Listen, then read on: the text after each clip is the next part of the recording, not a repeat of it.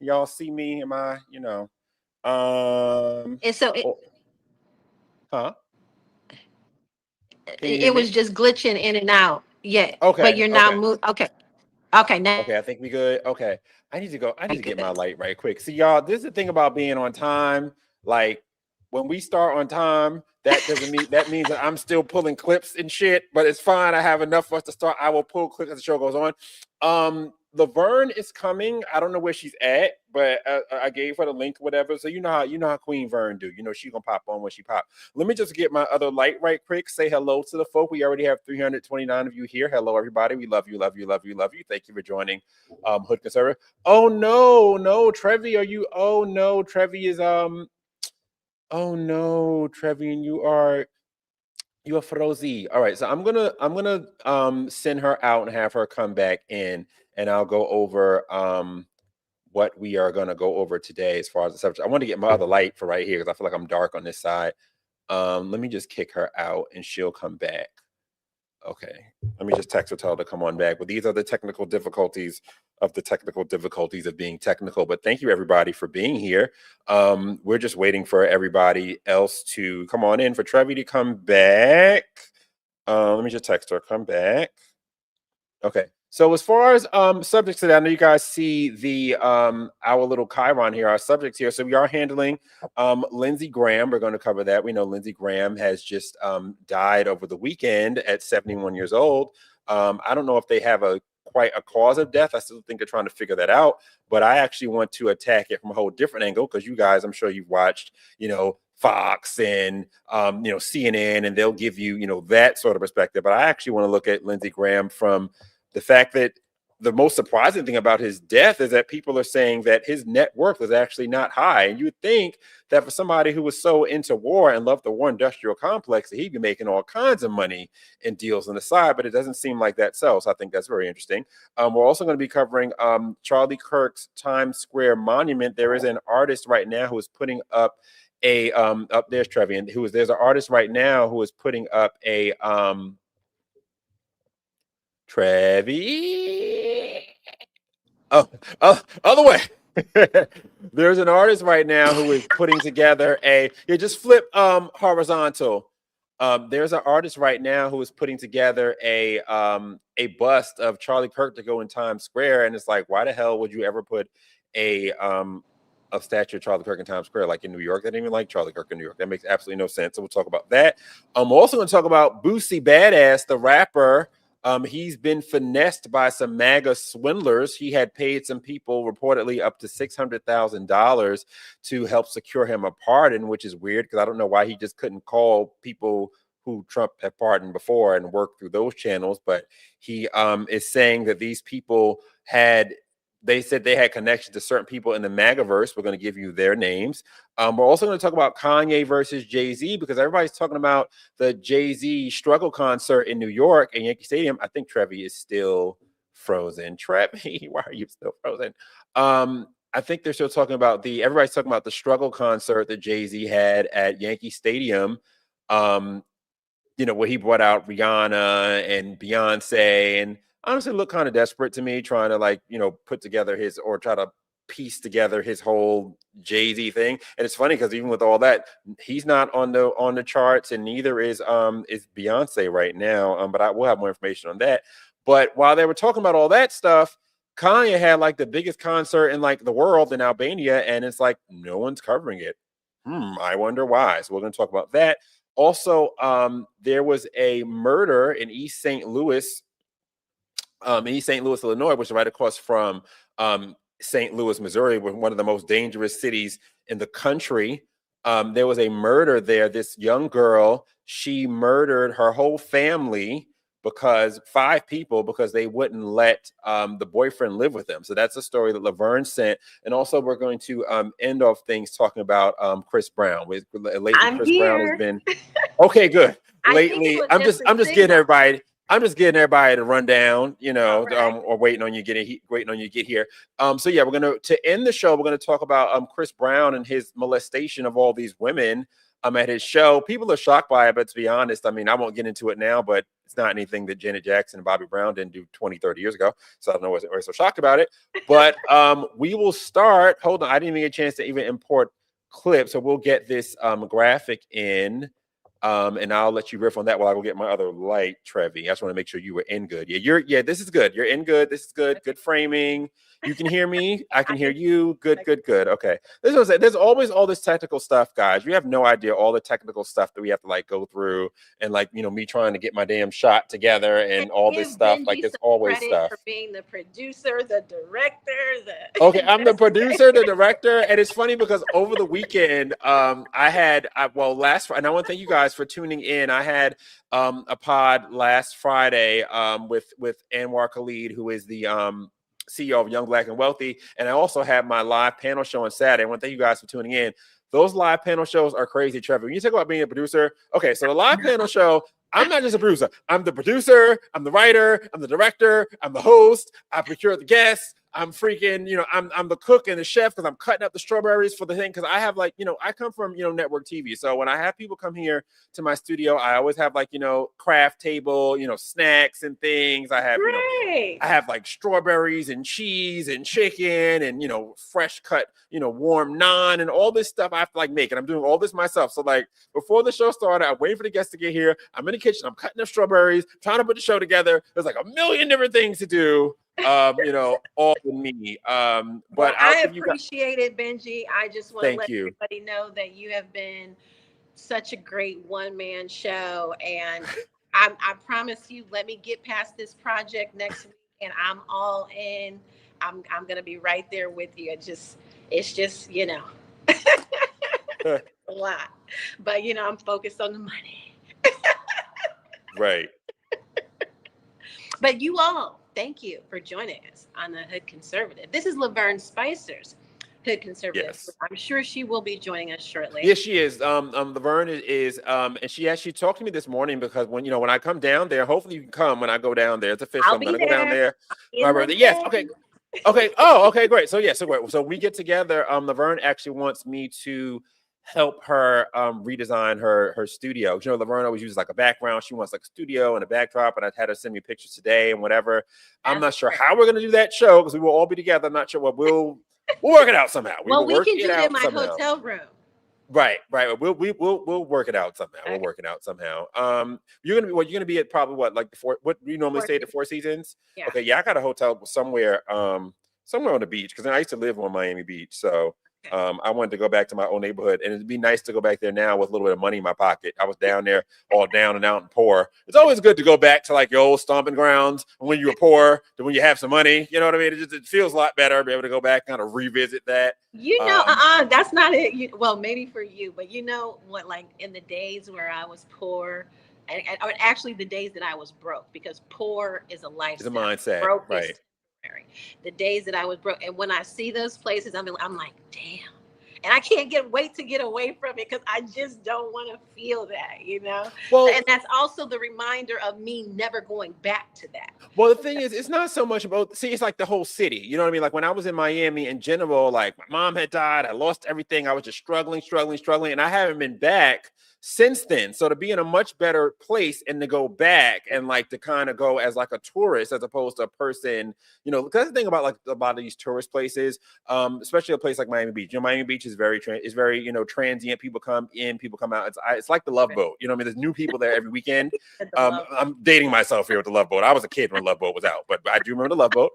And it's new people in, new people out, you know what I mean? And it's there's a class of people that stay in the hotels and do the beachy stuff. Then there's actually the underclass who live there, who work in the hotels and do the Ubers and all that stuff and whatever. So to go back there as a tourist in my old neighborhood, I actually live on South Beach, is going to be really cool. That's why I picked a hotel that was right around the corner from my old apartment. So I thought that would be a really, really cool kind of throwback to that, to be able to experience that in a different light. I mean, I only been on there 2 days because I'm not taking them, but I'm a workaholic. So for me to go, that's me taking time off work. You know what I mean? I'm a 1099, so I'm not I have clients and business and whatever. So for me to take time for myself because it's my birthday and me to actually take that time, that's a lot for me because I am very much a I'm a workhorse. I love to work. Work Me to too. me, it gives me a reason to be. You know what I mean? So I love to work for that reason. So let's get into. I'm gonna get into the Lindsey Graham story. Read it. I have you riff on it, and while you riff on it, I can go and get my light because I feel like I'm dark on this side. Okay. Okay, so Lindsey, as I was saying, we all know Lindsey Graham died or whatever, and we've all heard, the stories from Fox and whatever, as far as like how he died and whatever. But I want to get into something a little bit deeper, something that was surprising to me, was that this story in the New York Post. I also saw this on X as well.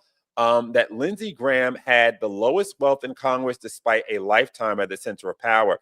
What's funny though, a lot of people don't realize that long ago, the Democrats actually surpassed the Republicans in Congress as far as like net worth. The Democrats actually make way more, as far as net worth than the Republicans. And another funny thing about 2024 is that Trump actually won the poor vote.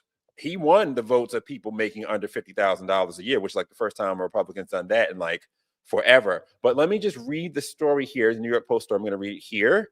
Okay, so Lindsey Graham had among the lowest wealth in Congress despite a lifetime at the center of power. The late Senator Lindsey Graham ranked among the bottom half of Congress's big earners despite more than 3 decades in office and a top role leading the GOP. Graham, 71, died Saturday night with a net worth of nearly $1.5 million, leaving the senator, who had a modest upbringing in South Carolina, ranked 294th in wealth among the 535 voting members of Congress, according to the data from the Quiver Quantitative Tracker. As a point of contrast, Graham's personal wealth is a drop compared to Congress's wealthiest member, fellow Senator James Justice, whose estimated net worth, is $664 million.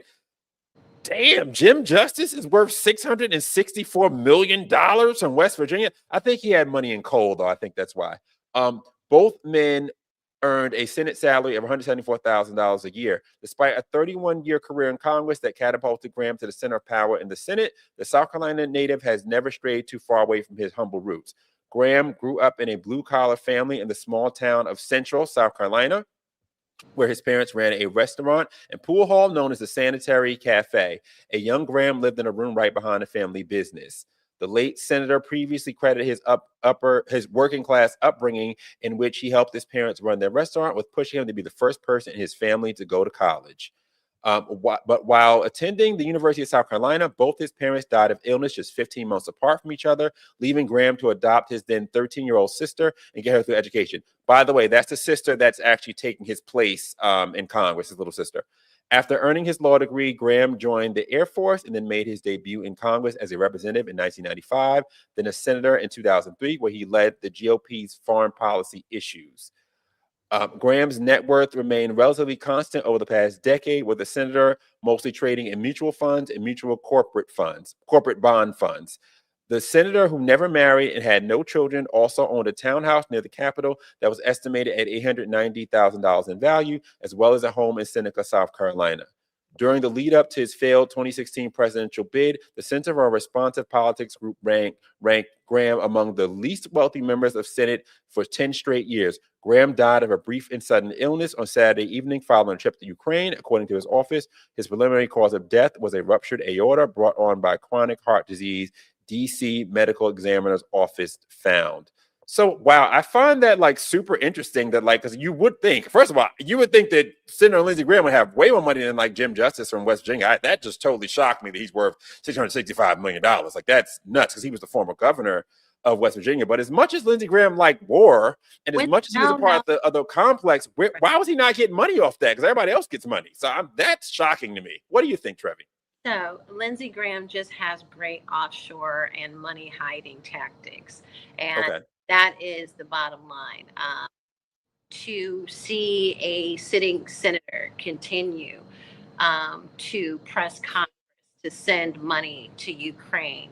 If we look at and that was one of my bigger issues with Lindsey Graham. Mm-hmm. And there are multiple, but that was one of the biggest.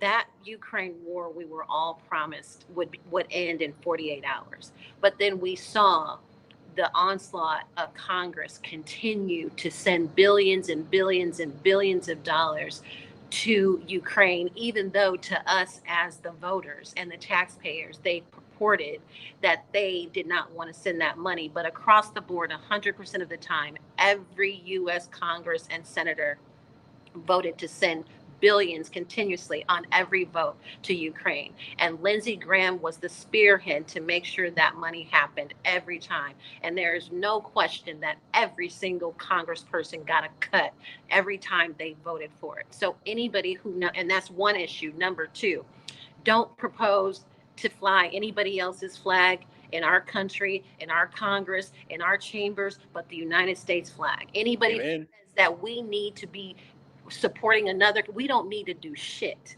We are here to make sure that we continue to build America through the future. And Lindsey Graham was a traitor, in my opinion. There's no way that you are supposed to be putting another country before you put ours. And Lindsey would put Ukraine and Israel before America. So good riddance, brother. Exactly. So for him to do all of this and for him not to get broke off, that's why I was so shocked. Because I'm like, he's always been a warmonger. He's always pushing all this, you know, foreign whatever. And I mean, that's where the money comes from. That's where they get money. So that's why I'm like, for him to be seen as like, I just knew Lindsey was just sitting on. It ain't like he had a wife and kids. You know, there's that whole thing. But talking about the millions and millions that Lindsey Graham took from USAID, he was the lead benefactor of USAID. And so nobody, the New York Post, you have to understand, that's also a message agenda based outlet. Well, yeah, well, you know, it's Rupert Murdoch. So it's Rupert Murdoch, it's Fox, it's all, yeah, I understand that. They had to, I understand that. Everybody who knows the truth about Lindsey Graham, they had to do that piece to make people like you say, oh my God, I find this so interesting. It don't even matter what his past was, because you know what was important to us? What he did while he was alive, while he was working for the American. Well, I also understand that as a J6er, I mean, I know you wouldn't be a fan, obviously, because he called for I believe he called for like J6s to be shot in the head or something like that. But on top of that, he actually agreed to the election that was stolen. He voted for. You know, he did. And so I have no love for Lindsey Graham, especially moving later towards the end of his life.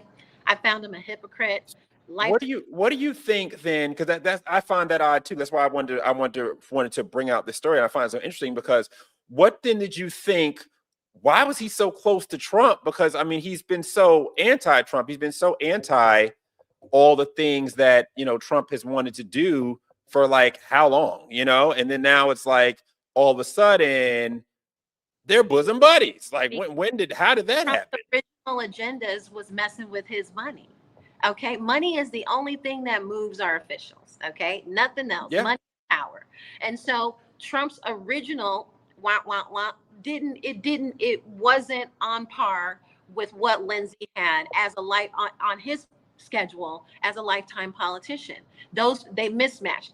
But over time, we all found out that all politicians are the same. So everything that, you know, we heard Trump say 2016, 2018, 2020, 2022, 2024. Look at where we are right now. We are at odds with everything that he is saying and everything that he is doing. So when you come to it, you know, we get to the point where they all are friends. And this, as you just pointed out, with Lindsey Graham hating him and now they're bosom buddies, that's just a key indicator of what I'm saying.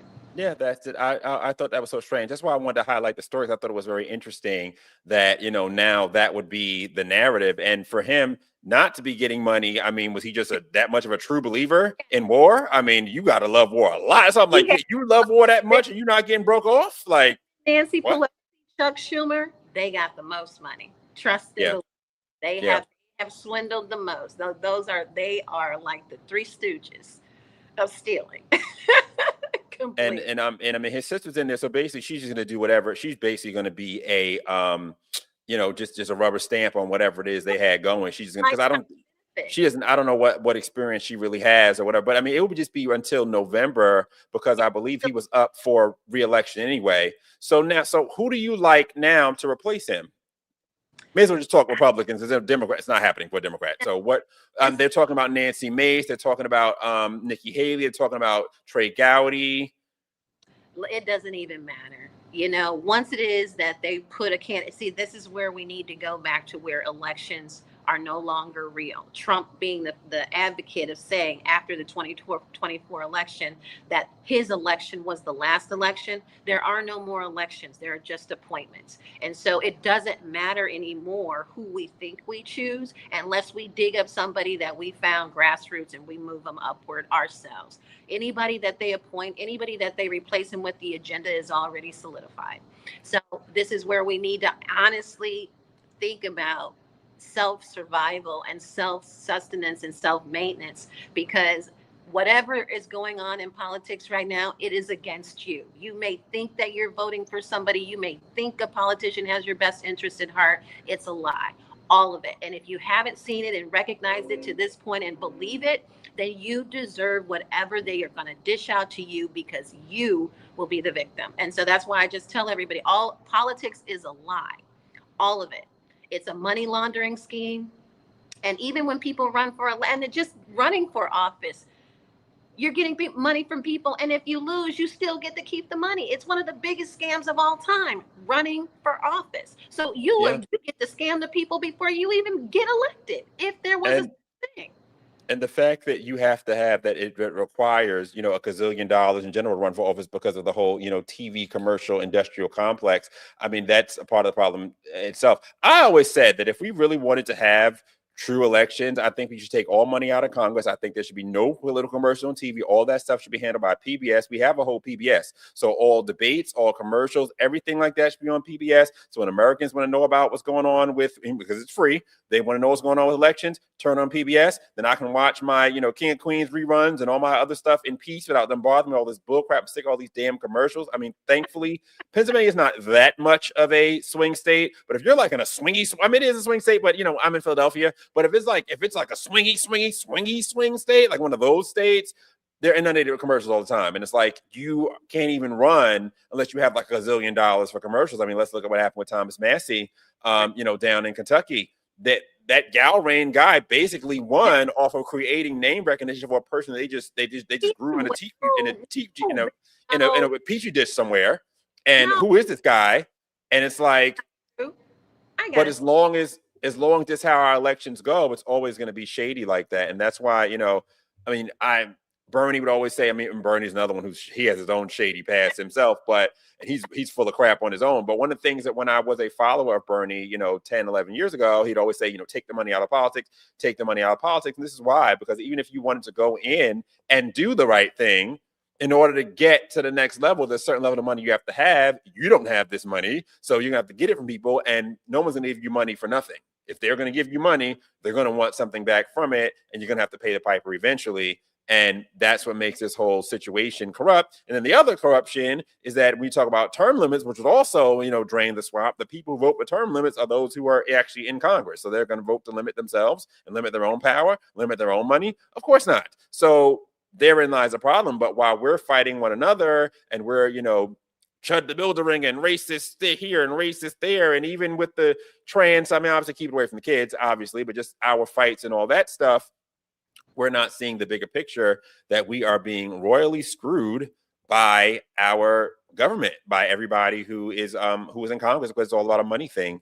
So speaking of money things, actually, I'm going to actually add, let me just add this to our screen here. Give me 1 second. We can talk briefly about, I don't know whether Bernadette, she'll pop in, but we'll talk briefly about Charlie. So obviously, you know, Charlie Kirk. I don't even talk about that trial because, like, please, okay, like y'all can go. There's plenty of other people talking about that trial, that show trial. I don't got time for that. But what I did find interesting was they're trying to put this bust of Charlie in Times Square. What's that? Why? They're trying to put this bust of Charlie Kirk in Times Square. And the land is dark. Oh God, I hope they don't get us for this damn song. I didn't realize there was music on this shit. Hold on, let me. Oh Lord, hold on. I didn't realize there was music on this shit. So there's an artist right now who is preparing this bust of Charlie Kirk, which kind of doesn't. It looks like Charlie-ish, but sort of kind of doesn't. But anyway, it's going to be in Times Square. And my issue with this is, if they want to do a bust of Charlie Kirk, fine. I'm not against, you know, statues, whatever they want to do, that's fine. But them putting this in in Times Square to me is such a freaking clout chase. Charlie Kirk is not welcome in New York. Let's just be honest about it. There is nothing about New York that will warrant a Charlie Kirk statue. People from New York are obviously extremely liberal. Charlie Kirk didn't even do colleges in New York. He didn't go to NYU or Columbia, anything like that. So I just feel like the whole point of doing this statue is to do it. People are going to make a stink of it. They're going to vandalize it. Then we say, oh no, they messed with the Charlie Kirk statue. What the fuck was it even doing there in the first place? A Charlie Kirk statue has no business in Times Square. They could. Charlie's from Arizona. Why wouldn't they put it in Phoenix or Tempe, Arizona, or something like Arizona?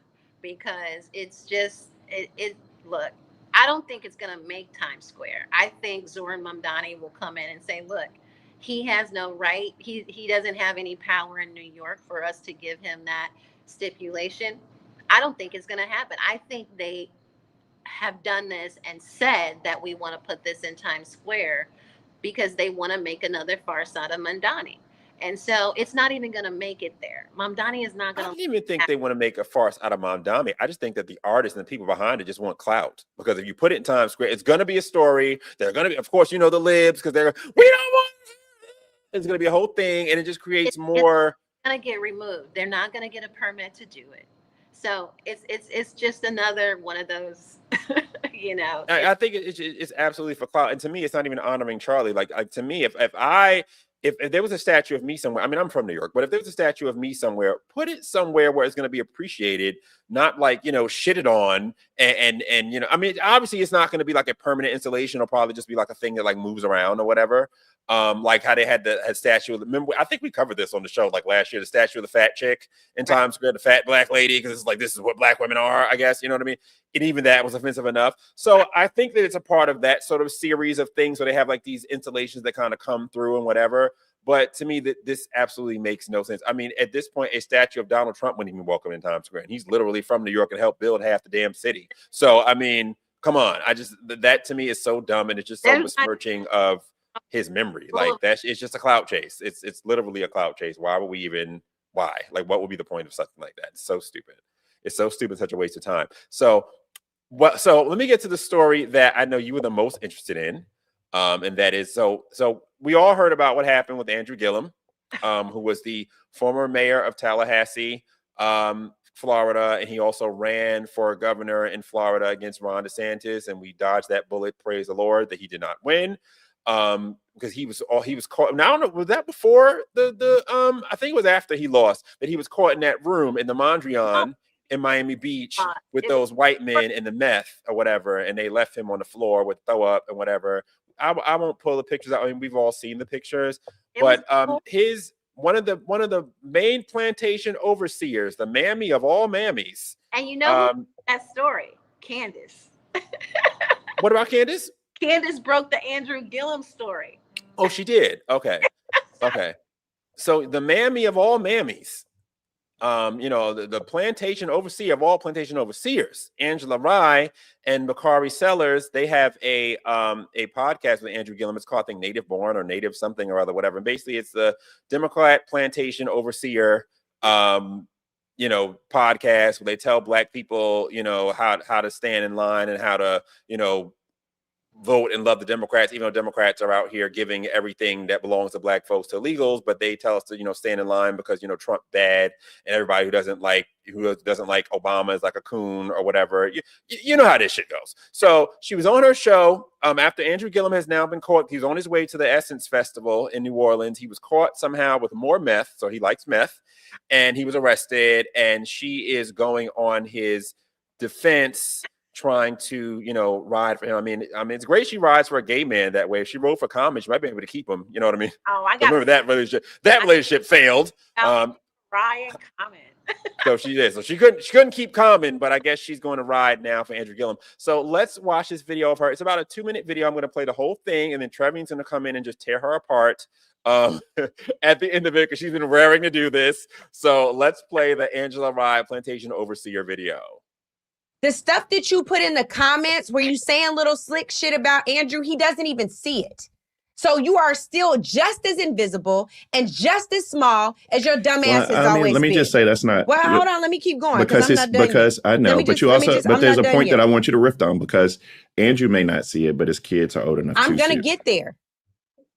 My point is, you're not even hurting him. You're hurting the people around him, and you're dehumanizing him. To Bakari's point, his kids, his wife. I talked to Jay about some of the mean stuff she saw. And what you're not thinking about, and let me just correct the record on this too, since we're on this. What you're not thinking about is a lot of you have made some dumb assumptions about Jay. RJ Gillum is a G. RJ Gillum came to Essence holding Andrew down, completely cool. We went to dinner, B. We went to a concert. She was like, I'm going to deepen into my joy before I have to deal with any of this. And she held it together, and she's still holding it together. So what I would ask you to consider is how you would want somebody to treat your mom. How would you want somebody to treat your friend, your sister, your cousin, your niece, your godchild? And think about Jay and those babies when you're posting this dumbass shit. And first of all, I also want to get rid of this. Like, those two choose each other every single day. So some of the allegations, some of the ideas that you've come up with about Jay, let them go because y'all don't know what the hell you're talking about. And at some point, hopefully, Jay will be willing to address some of this stuff on her own. But I really want y'all to find a lane to occupy and stay in it. I am so irritated with some of the gossip blogs that haven't said shit about how great this show is. Haven't talked at all about the way in which we constantly inform, debunk misinformation, show up in community spaces, launched an America 250 tour to go into communities, thanks to Bakari, that are second tier markets that are generally ignored. Y'all don't talk about that, but the first time there's something salacious, you act like the white man's plant. And you go and you put that nonsense up. This was an arrest. It was not a conviction. But you go and demonize the black man the same way that you would shit on a major white publication for doing. And the other thing I want to say to y'all is it's a trip that you have all this smoking energy for Andrew. Some of the stuff made up, some of the posts made up, but I haven't heard y'all say anything about Nolan Wills. I haven't heard y'all make any real updates about Carmelo Anthony. I haven't heard y'all say much about some of these young people who are coming up dead by suicide, and they're found hanging from trees in the South. Is that the end of her? Yeah, I think that's the end of her diatribe. Go in, go off. Because that little rant right there is the end of Angela Rye. Angela Rye is the biggest hypocrite known to mankind because when people have something to say about something that happens, which she gets paid as a white man's plant to tell black people to stay on the Democrat plantation. I find her one of the most repulsive black, somewhat spokespeople that they put on payroll. Let me just tell you about Angela Rye, and we're talking about, before I get into what all this bullshit she's talking about, because that was just her demise as someone who continues to do nothing but degrade and downtrod any black person who doesn't fall in line. Angela Rye just killed herself, and it's been a long time coming. I was getting an award for it was the Rainbow Push Coalition. They give this huge annual luncheon. Senator Warren, Aretha Franklin, they give awards to people, and I was an awardee, and Angela Rye was an awardee. They were running short on picking up people from the airport, and I was at the rehearsal, and I went and picked up Angela Rye from the airport to take her to her hotel. Now, she's calling comment in my car. My car. I had somebody driving, but I was on the passenger side. She was in the back. Common dumped her on our car ride to her hotel. I barely of it. And she knows that I know. So she actually just thought I was just some little errand girl coming to pick her up from the airport to take her to the hotel. When we got to the luncheon, me sitting next to Senator Warren, I was speaking and she was a spectator. So Angela Rye is one of the most nasty people as a person. How you talk to people goes a very long way. And I know people who said while Angela Rye was talking that she was big stuff, she was calling somebody to get her a Greyhound bus ticket. I swear to God, I found all this out about Angela Rye just because I told people how she treated me. And some very big people she called broken stranded. And she's out here fronting like she's holier than thou. Angela Rye, you poor girl. You have nothing now.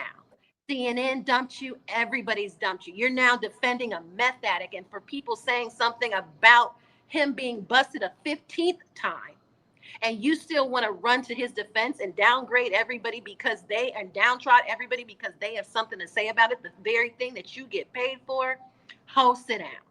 Common didn't want you, and Common has a micro penis. So you know that is a problem. Okay? And I think Jaguar Wright said that same thing about Common, I believe. So I think Jaguar Wright said the same thing because she had alleged that Common tried to like rape her. I found out? Lupita Longo told us, and we were at a Vanity Fair party. I got a photo. She didn't even want to be in the photo with him. Okay, I got a lot of information out here. So when a man with a micro penis don't want you, it's a wrap for you. So you might as well get to hoeing out here because it's a wrap for you in media. You and that little rant that you just put on, that shows exactly who you are. You know what you should have said? We're going to support our brother. We will ask for you all to respect us during this time as we try to, rebuild and together. But no, the very thing you get paid for, what you do every day, all day.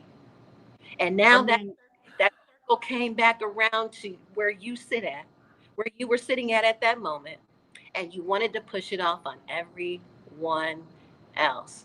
Girl, it's over for you. Your career is done. Everybody saw who you were. It's not like we didn't already know. Some Black people were just dumb and still giving you grace. But it's a wrap. And that, I'm sparing you right now by not saying more because I can keep going. Trust me, I can.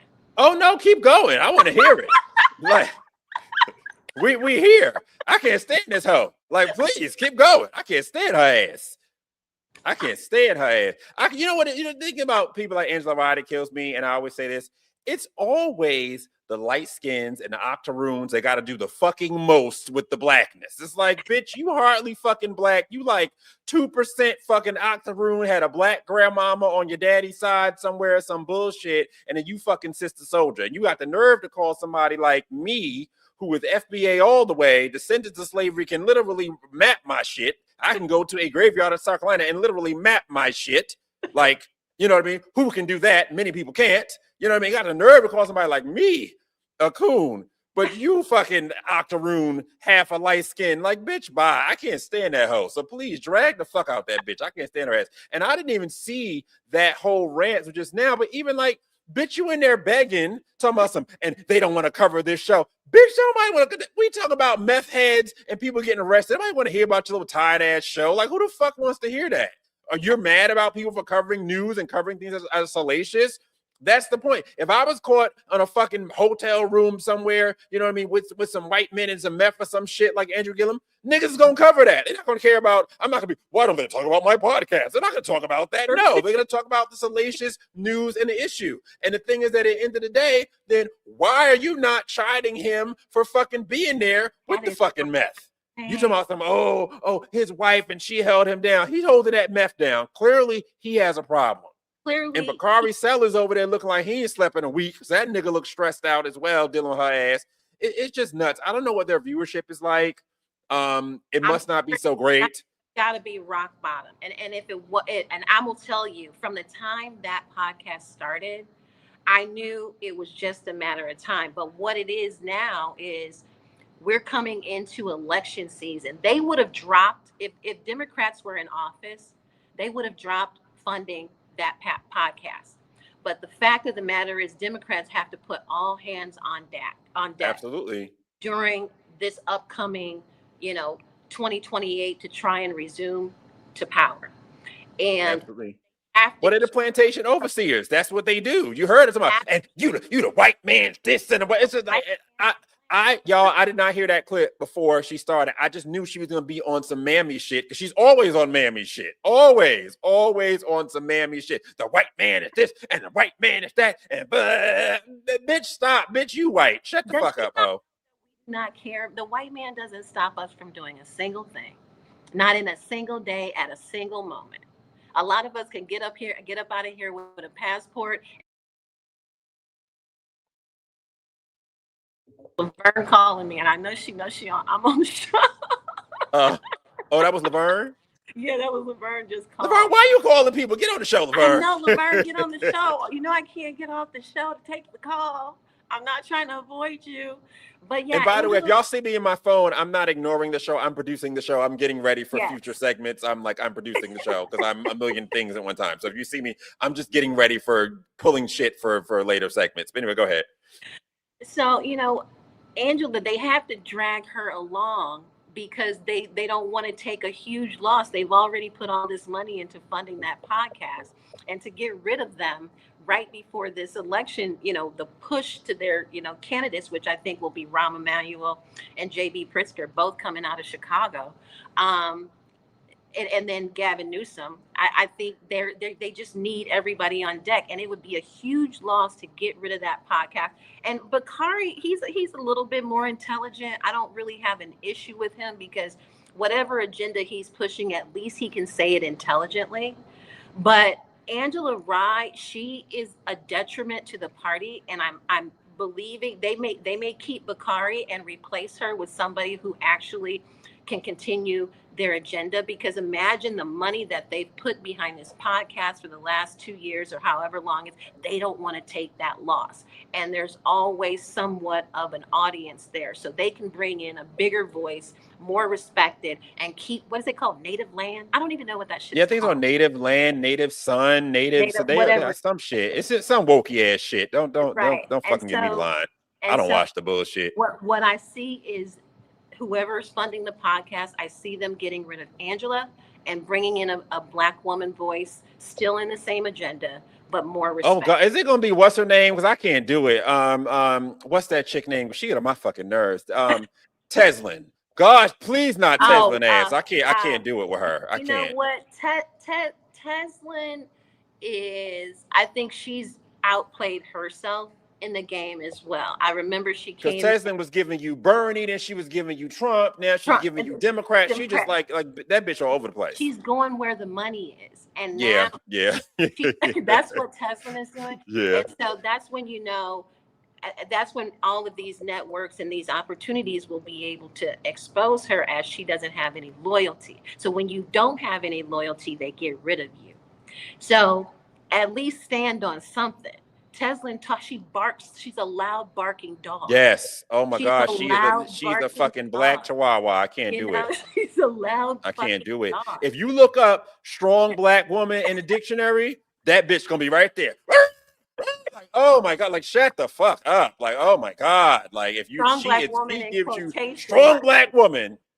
But not really meaning the truth in quotation. Like, that's I say strong in quotes, not actual strength. Actual strength would be standing on your convictions and be able to say to whomever, this is what I believe and what I stand on. Like you would be a strong black woman, Laverne be a strong black woman, you know what I mean? Harriet Tubman be a strong black woman. These are chihuahuas who get in there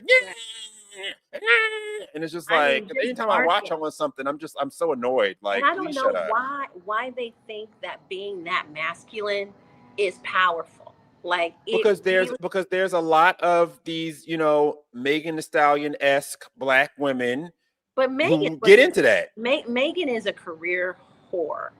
Okay, there's no power left in Megan Thee Stallion other than the other little whores that need some pepping up with music. That's all that Megan is a career. No, it's so funny because whatever the little light-skinned guy she was dating that cheated on her. Oh, Klay Thompson. Because she's a whore. You know how hard it is to marry a whore. Unless you're a pimp, and then y'all fall for each other. But a man who actually has value, they're gonna use you up and drop you out to dry. So I just Teslin's out of here. Angela Rye is out of here. You know, they can scraggle and scruff and whatever, but nobody's giving you, you know, $20,000 to show up to speak, girl. You, whatever agent you have, I'm sure they'll drop you as soon as the Democrats get rid of you and replace you on the podcast that you think that you built. You didn't build it. It was funded. You were used as you've been used for the last 10 years. It's time up. Oh, Laverne, Laverne just texted me. She's like, I thought we started at 3. We started at 3 last week only because I had to do a Newsmax hit at 2. But our time is 2. Tuesday at 2. Tuesday at 2. Tuesday at 2. That's why I'm trying to get that stuck in everybody's heads. Tuesday at 2. 1 p.m. Central. And I guess that would be what, 11 a.m. You know, Pacific? Yeah. Here you go, Laverne. Vern Hager. Vern Hager. Hey, look. I told you Tuesdays at 2. Tuesdays at 2. Hey, Tuesdays at 2. 3 a damn clock. It was 3 o'clock last week because I had to do a Newsmax whatchamacallit, and I already had it planned, and the show they had me come was at 2. But we are Tuesdays at 2 every week that the Lord sends. So since you're here, and I was just texting you saying that because you were like, why didn't you remind you? You sent me stories. I put the stories in. So we're gonna do one of your stories. We were just here talking about you know what, Benji, on Tuesdays I do my food distribution. Right. So when you out there about 300-400, you know, people that are hungry and anxious and want this and want that, all that shit go completely on out the door. That's why I say Queen Laverne pop in when she pop in. We gonna hold it the fuck down till you get here. And that's the point. Okay. I said I'm gonna hold it down. Hi, Trayvia, how you doing? How are y'all? Yeah, hot as hell in Miami. I'm sure. I'm sure it is. And humid. That's the problem. Hot and humid. I went to go see Laverne. I had my hair done when I got there. Within 4 hours, I had to put on a hat. Yeah. I'm like, that humidity. It is hot and humid. So with natural hair, you're gonna have one puffy, fluffy afro. That's all it was. It just in no time. It started raising up. We were we were, if you want to add any comments, we were just talking about I don't know if you saw the video of Angela Rye going off on X defending Andrew Gillum now that he's been caught with drugs again, and telling everybody how we all wrong for covering the story as though like stories are not meant to be covered, like somebody ain't gonna cover his drugs. Listen, why y'all not covering our podcast? First of all, don't even let me loose on that one, okay? Because go loose, baby. First of all, we all done did it. It's your turn. Ain't nobody go tell him to have that whole gay ass orgy, you know, like you won't fucking married with all them little bitty ass kids. First thing. Second thing, they set your ass up. They videotape that shit. Thank you, baby. They videotaped it. Then turn around and threaten your ass with it because y'all had a whole fucking smoking and fucking party. Okay? So did nobody say, you know what I'm saying? That's his own fucking behavior. That's his behavior that got him where he is now. Because when he ran, he had so much fucking support. He was on the verge. I remember going to places where everything was all about him and the fact that he was running, and he had a lot of celebrities backing him and everything. But look at him now. You know, life is all about the choices that you make. Amen. So you can't blame nobody else when you choose to go throw a dope dick slinging orgy. It ain't our fault. Yeah, that was right in Miami Beach. That was at the Mondrian. They caught him at too, right up there on West Avenue. I know. Right over there on West Avenue. Well, you know when you're on South Beach, it's going down. Well, I lived there for 3 years. I lived there for 3 years. I ain't never did no meth, so it ain't going down like that with me. I ain't never did. Well, it was going down like that for him. Him and them white men. I mean, I like a little weed. That's about all I do. I like a little weed, but besides that, I don't mess with it. I hardly drink. So there you go. but I need a little weed to calm my Well, nerves. me, I I may you know. talk my shit, but I'm a total fucking square. I don't drink and I don't really smoke. I don't, well, That's not really good. smoke. I don't smoke, don't drink. So, nah. I'm gonna have me a cocktail. Ain't nothing wrong with it. What's funny is, I went to bartending school, so I'm actually really good at making drinks. I just don't like being drunk. So, and I'm a lightweight. So, like, you give me like a couple, like I'll maybe have like 1 or 2 drinks if I go out somewhere. I love Malibu. Somebody put me on the Malibu. I love Malibu. But I also would do like a gin and tonic as well. I'll do but I'll have like 1, and just have that, and I'll nurse that for the whole night. All them shots and whatever. It's shot o'clock. Oh no, I don't do that. No, I'm way too old for that. I'm too grown for that. I don't do no shots. You're never gonna get me do that. I don't do things like that. But a little something, a little tipsy, a little Moscato, like Laverne was talking about with Liz. I love a little Moscato or something, little spritz. So to bring the room down, we're gonna talk about one of the stories that Laverne sent, which is kind of sad. So there was this girl in East St. Louis, Illinois, which is right across the river from St. Louis. It's one of the most dangerous and one of the poorest cities in the country. She reportedly murdered her whole family over the fact that they didn't want her boyfriend to live with them. So we're gonna play the video. Hopefully there's no music because I did not play it beforehand. So hopefully there's no music in here. Hopefully, let's see. All right, and we'll talk about it on the other side. Hear about the 5 family members who were murdered in hold on. I'm sorry. So I got to move Angela ass. Bye, Angela. Bye, Angela. Bye, Out to Angela. ruin ass. Well, I'm sorry. My bad.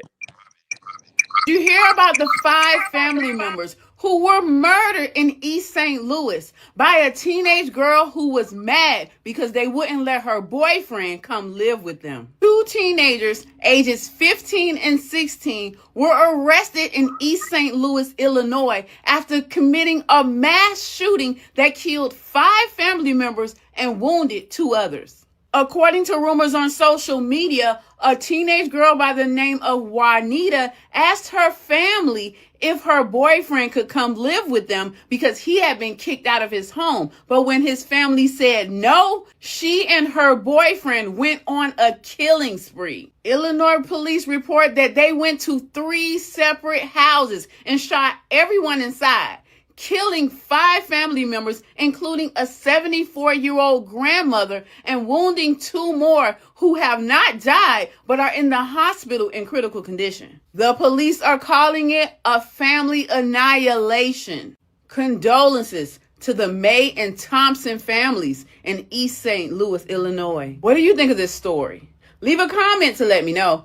I'm Tierka with the T. Follow for more. All righty. Hold on. Trevian got kicked out. Let me add her back in. I heard the whole thing. Okay. So, all right. So, Laverne, it's your story. We'll start with you. Well, I feel like, I'm an old school person. And when I grew up back in the day, with your house and growing up in the country, they didn't play that spending no nights out unless it was a family member. If somebody moved in with you, most of the time it was family. And I know when I was in high school, my mama didn't even allow me to date, period. I wasn't allowed to do no sleepovers at no friend's house, only family, and it had to be my grandmother at that. It's Right. my generation that said, hey, I'm not going to discipline my kids the way that my mother or my father, or my grandmother disciplined me. So it's my generation, basically, it's our generation that kind of dropped the ball with that, because we had so much respect and we had so much discipline and we had so much everything. We just knew better. We knew better than to even entertain a thought about some boy getting ready to move in your mother's house. That shit wasn't about to happen, and we was not about to ask. So, Right. These new age people, that's what they do. They don't even know where they fucking kids at. These kids are 12. Well, I wouldn't even go to 12. Some of them were 7 or 8 years old. They don't even know where the fuck these kids are. They don't know what they are doing. They don't know what they are into, and them kids are doing every damn thing, because these days, say something to them little kids, they're going to go tell their parents, then you got to fight the whole damn family. That's just where That's just where we at with everything. So, that's really sad and very unfortunate. Condolences to the family, but that's just a horrible situation that these kids would go to the extent of killing off like 5 family members because this boy could not move into the home. So if they did that, then what would the situation have been like if they allow him to stay in the home? Right, right, right. And they dismembered some of the bodies. They must have been watching Yes, like Raising Canaan and was watching Canaan and Breeze cut people up, and they cut the yes, family members up. I'm like, you have to It- look at what would give the both of them that type of evil strength. Like that was what you would call evil strength. When you would go to 3 different locations and kill everybody in 3 different locations, like that's an evil strength. Like what would purport and propel them to do, like to think they could get away with that and then go on get in a car and think they're gonna hit the road like Bonnie and Clyde, and they got caught in a police chase. So this is I think we definitely have. I hate to say that Jake Lang do black people are bad parents. I'm like, we got some issues out here. You know, we definitely have some issues out here, and I don't.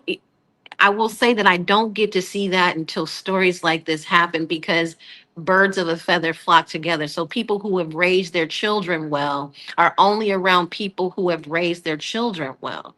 And so when you hear things like this and you know you've put your entire lifetime into the upbringing of your kids to rear them correctly to where they're upstanding human beings, it's painful to know that this is not, in a lot of ways, it's not an anomaly. These kids just took it to the 10th degree. But that there's a trail in our youth that have not been raised, who have been in the street, who had to raise themselves since age 5, 6, 7, been in foster care, don't believe anybody loves them. So they out here and they're gonna do any and everything that they think that's gonna help them survive and make them feel better.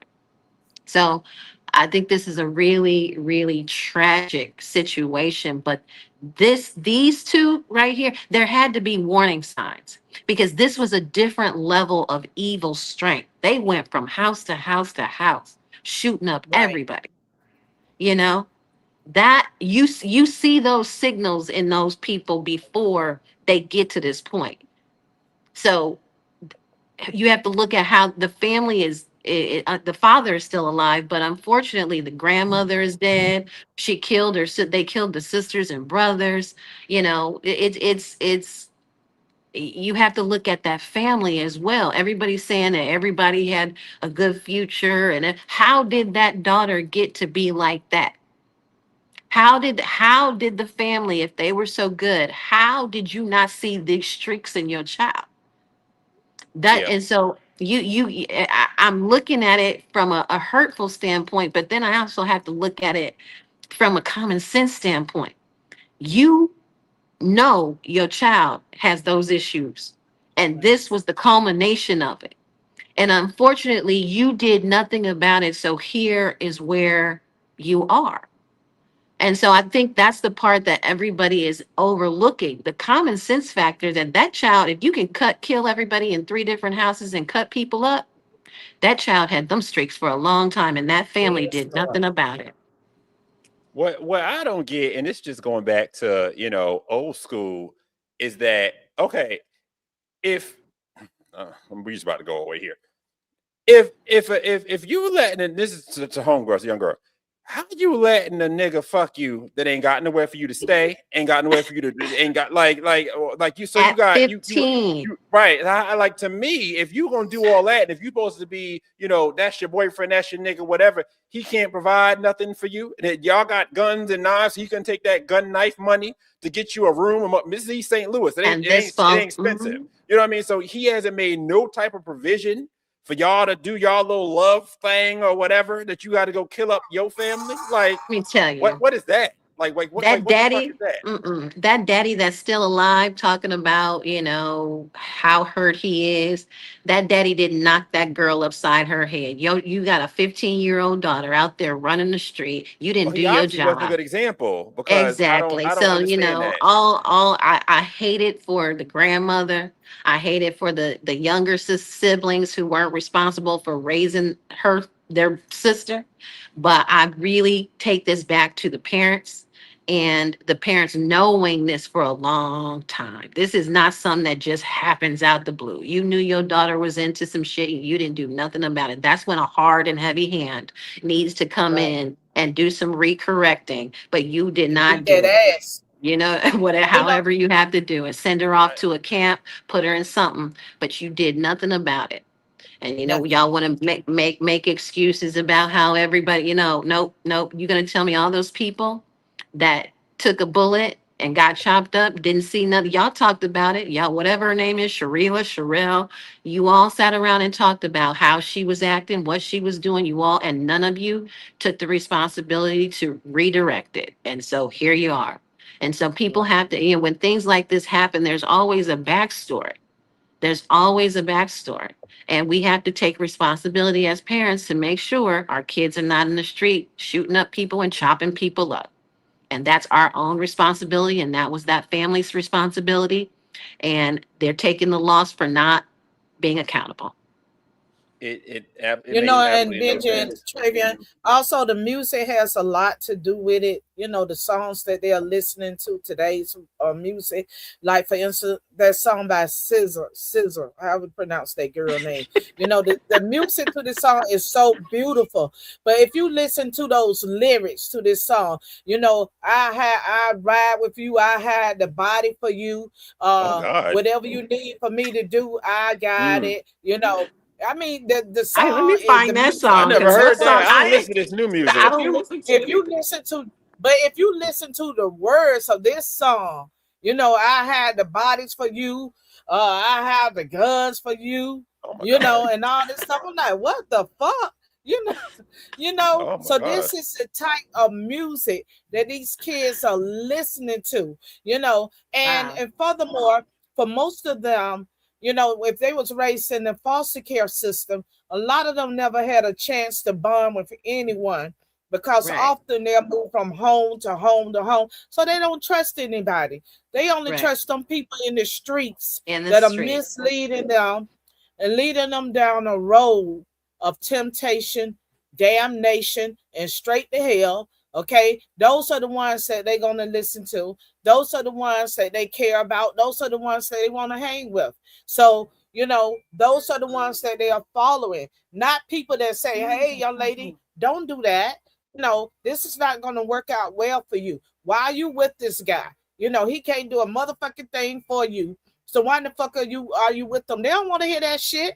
You know, I've been around so many young women that have been in here. And I be like, bitch, if he can't do nothing for you, what the fuck you need him for? They're the main Hello. motherfuckers they love. You know, Trouble. if they need a piece of candy to save they fucking life, the bitch wouldn't even go get them a piece of candy. But they think they in fucking love. Can't help them pay one motherfucking bill, eat up all the kids' snacks, you know, and I could go on with this shit all motherfucking It's the day. truth. It's the Then when truth. they get they little fucking Not eating welfare the kids' checks, they snacks. spending that shit on the nigga. Cause he eating up all the kids' snacks, all the fruit punches, everything. Cause that bitch don't Not want eating the nowhere in the kids. United States of Hmm. a fucking America. Okay, they Yeah. don't want no more. And then income tax time, they get them checks. What they gonna do with that? They going to buy that nigga Yep. Adidas, Reeboks, Louis Vuittons. You know they gonna be hood rich for a whole motherfucking week. Cause that little money ain't gonna last long. Ain't bought Yep. shit for the kids. Kids walking around dirty as fuck, smelling like they been working in the fucking tobacco field all motherfucking day with little cotton balls and lint balls all in their motherfucking hair. While the mama around here with a fucking blonde ass lace front on, looking like she getting ready to be a backup dancer for fucking Beyonce, you know, and your kids around here looking like little 50 ass, little dirty babies with fucking snot Oh, running down their nose and the oh my pampers God. so fucking pissy, look like Oh they my don't God. want them fucking pampers all fucking month. You know, so that's So you what know we that girl. So you and know I that see girl. them You've every met her. day. I You see you them met all the time. her. I see them all the time. I be like, why you don't call your little motherfucking kid here? You don't see that shit nappy as fuck, you know? Well, And you around here dressed up. You I around here have dressed another up like you story for going you and drop guys. it like it's hot, and your kids look like shit. So what are we doing? What are we really doing? I have another Food. story for you guys. This is something I was curious. I'm glad you're on, Laverne, because I want to talk to you both about it because you guys are both, know people as well. And I mean, I know some people. Y'all know more people, I think, in the Trump orbit. So there's a very curious story here. The rapper Lil Boosie, or I believe his full name is Boosie Badass, is out here talking about how he was finessed by some MAGA swindlers, people who said that they were associated with Trump. He was swindled out of $600,000 that he was paying them to help secure his pardon. So let me read the story here from The Advocate. That's Boosie there if you're not familiar with him. He sings songs. I don't know them. I'm going to be honest with you. I don't really do the new rap music. I like Boosie. But I know I always see him online talking against like I tend to agree with a lot of things he says. He talks against like the LGBT Wipe me stuff down. and a You lot of know, that wipe stuff. me down. He tends to, be sort of traditional-ish with his kind of politics. Certain things I agree with, don't agree with. But I see him a lot of times just online, just with the controversy and things. So let me just read the story here. And he also he's put out a tweet as well. So I'll read the story first, then I'll get on to his tweet. Let's see here. Let's make us back big again. Give me 1 sec. All right, let me get to the story here. Okay, so this is from The Advocate. Boosie Badass seeking refund from lobbyists who failed to secure him a Trump pardon.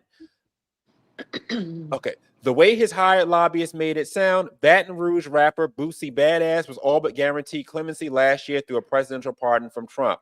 But as sentencing came for the rapper's federal felon in possession of a firearm conviction in January 2026, no official pardon had been signed by the president. Now, Boosie, whose legal name is Torrance Hatch, has entered into arbitration with his former representatives in hopes they will refund him half of the $600,000 he paid as part of the campaign for clemency.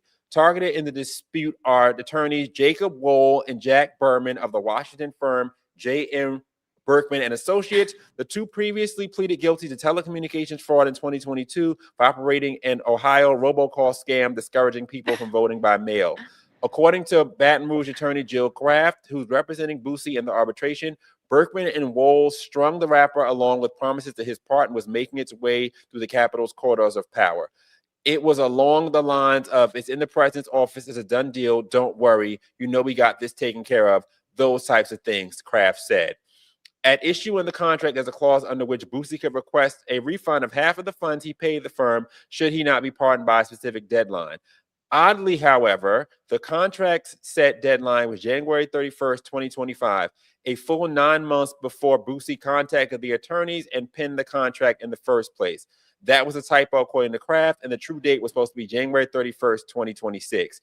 Generally speaking, the law will provide that if folks get a date wrong in a contract or something like that, and it's clear from the terms of the contract that that's what happened, that's the price of the parties intended, obviously the contract can be reformed correctly, Kraft said. In a copy of the pardon representation contract provided to the Advocate by Kraft, both Boosie's and Berkman's signatures are dated September 30th, 2025. In the most recent filing, Berkman and Wohl's attorney, Charles Camp, motioned to dismiss the arbitration on the grounds that the lobbyists had signed the contract only after the expiration date. The January 31st, 2025 date that Kraft considers a typo had already passed, making the contract void.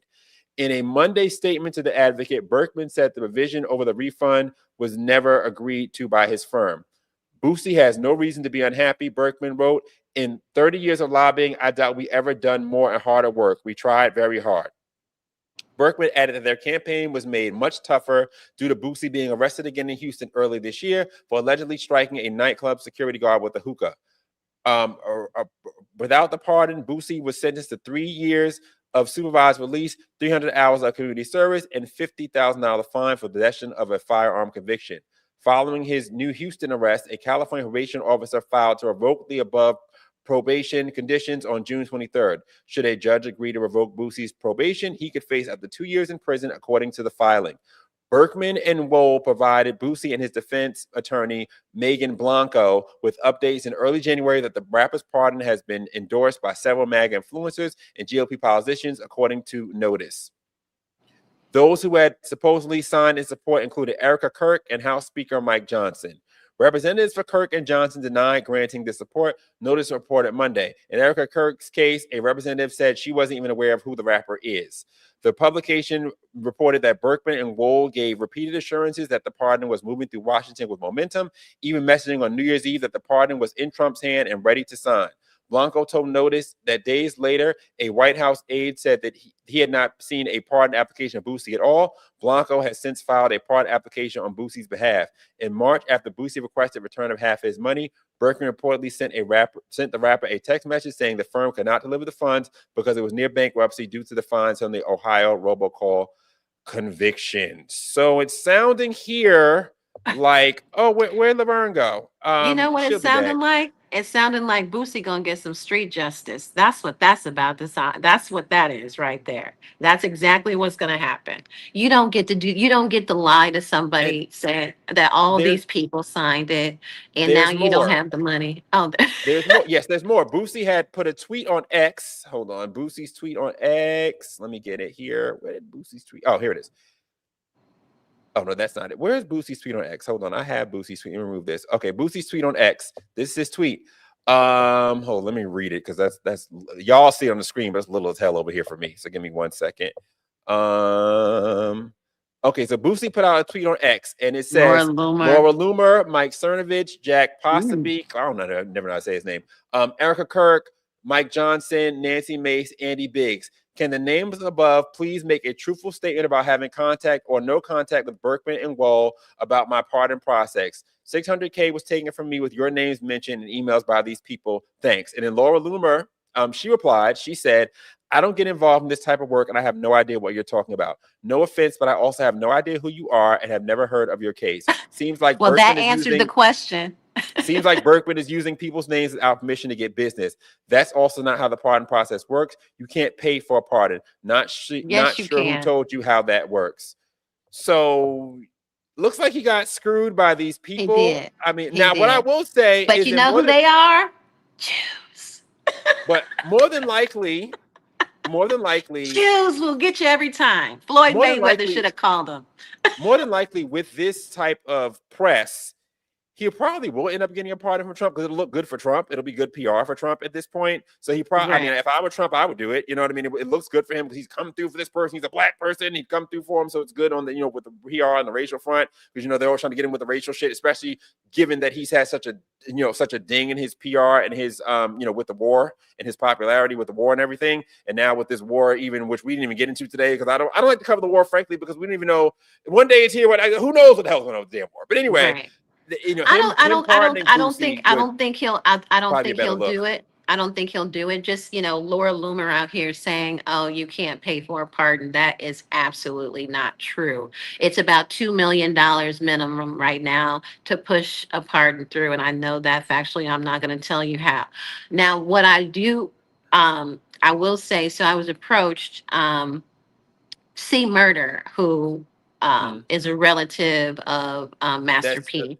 Master P's brother and Monica. Right. So I've been approached to get a pardon for Wyclef. I've been approached to get a pardon for C. Murder.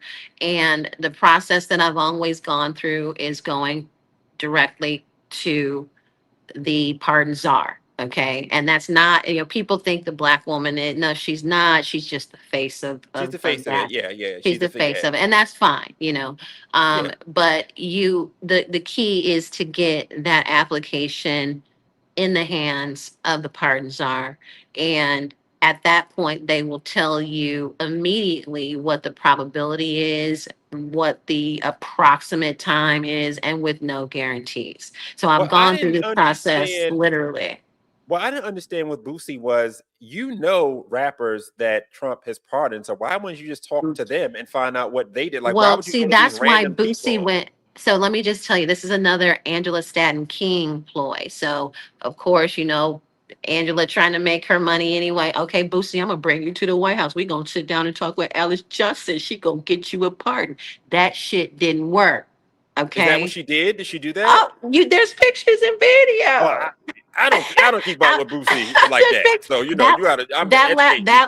that last Black, not this past year, the last year Black History Month luncheon that they had at the White House. Mhm. Angela bought Boosie to sit down, and Oh, that right. and that was I think I that was remember all Okay. done through Alveda King. Okay, Right, so right, Alveda right. King arranged all that. So now Angela thinks she was hot shit. Okay, Boosie, come on, I'm gonna bring you to the White House. How much you gonna pay me? So Boosie got jacked from Jews and people like, all the way around. It's But where? So in that case, then why wouldn't he just deal with Angela and her network? Why? Who are these lawyers? because Why would he get these Ohio lawyer people?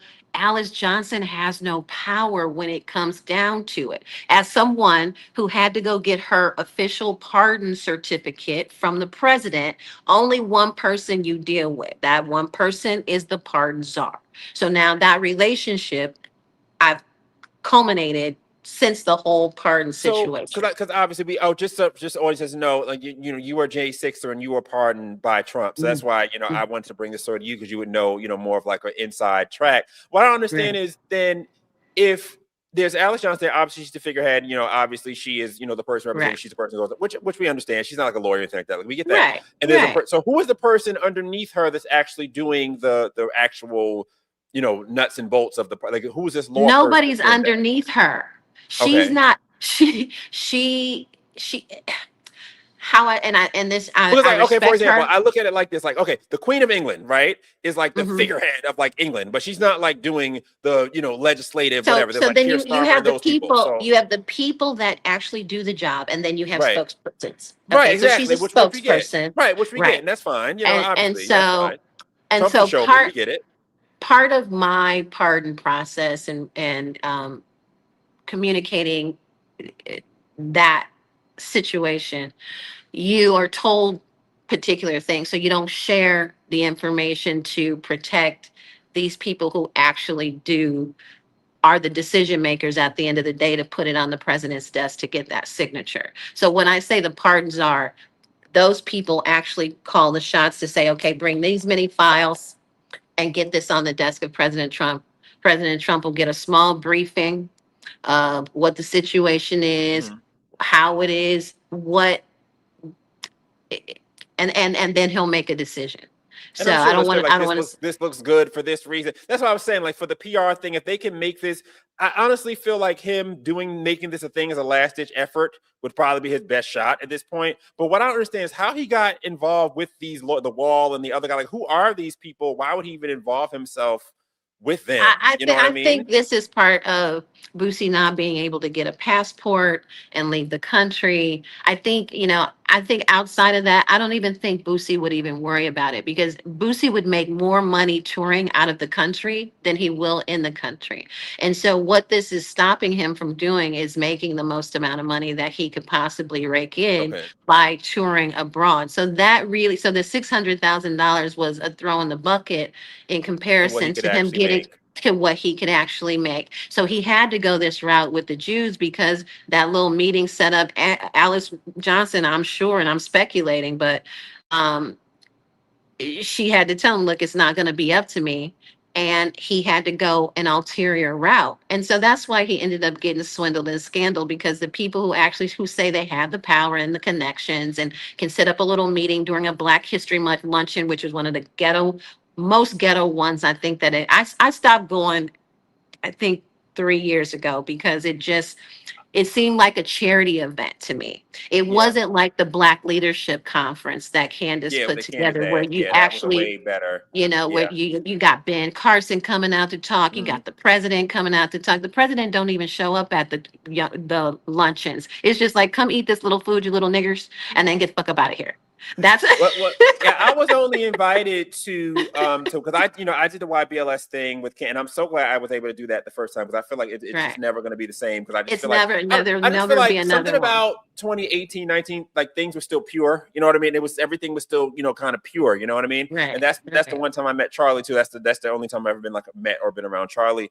But I was invited again in 2020, this time by Laura Trump, but I didn't go because that was the same day that I had the meeting in Trump Tower with Brad Parscale. So I'd stayed in New York and did that. So that's why I didn't go to that. But yeah, I found that they do it every year. But I'm not in that group of the MAGA blacks. It's such a charity event. On my pod on Saturday, I'm not one of the good blacks, so you know what I mean. I'm very unruly. No. When I tell you, Benji, that's not where you want to be. It's a charity event. It's like, look, come get this little food, take some pictures, put it on social media, and get to stepping. There's no talking about an agenda, opportunity. Nobody comes out to talk to you. It's just a showboat that's why situation. I chose to stay in New York and do the meeting with Brad Parscale, Trump Tower, because we were actually talking about real shit. Real advice that he did not take, that he shouldn't have taken, because they would have won in 2020 had to take my advice, and I will say that to the day I die. But we did it. We had it. It was fun. It was great. Whatever. We did it. But that's the thing. I don't really like the whole. I told Brad Parscale that day actually that the whole idea of like black voice of Trump. I don't think there should be any of that. I don't like.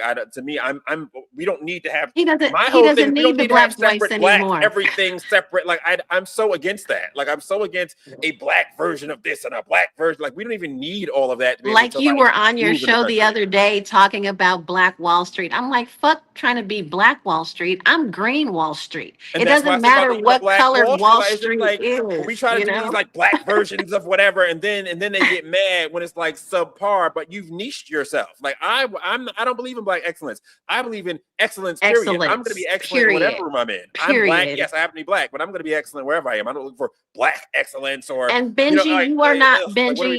You are not black. You are a cinnamon shade of brown. Okay, that's another thing that I have an issue with. Nobody here is black.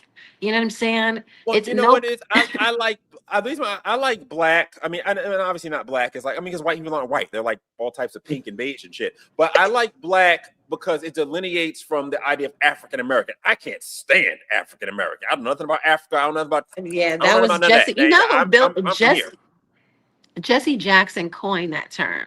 We know. Oh my God. I don't do that African American. I am black. I'm not from Angola. God bless the people of Angola, Nigeria, Mozambique. God bless all of them. They have countries that are lovely and that's beautiful. I don't have nothing to do with that. I don't know about that. I'm black. I'm from here. I'm from America. It's the only country I know.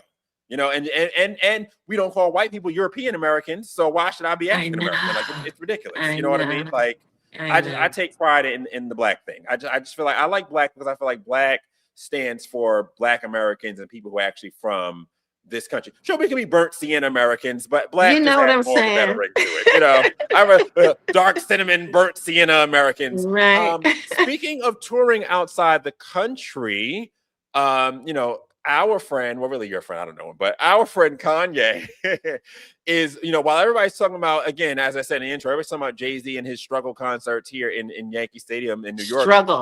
Which you couldn't even fill up, mind you. Had Rihanna been looking crazy, Beyonce looking crazy, because Jay-Z can't do it on his own. And then Tiana Taylor out there trying to sing Mary J. Blige couldn't even. Oh, that was Tiana Taylor singing "Can't Knock the Hustle"? That was Tiana that could not sing at all. It was a tragedy. Okay, so Tiana Taylor. This is like an aside.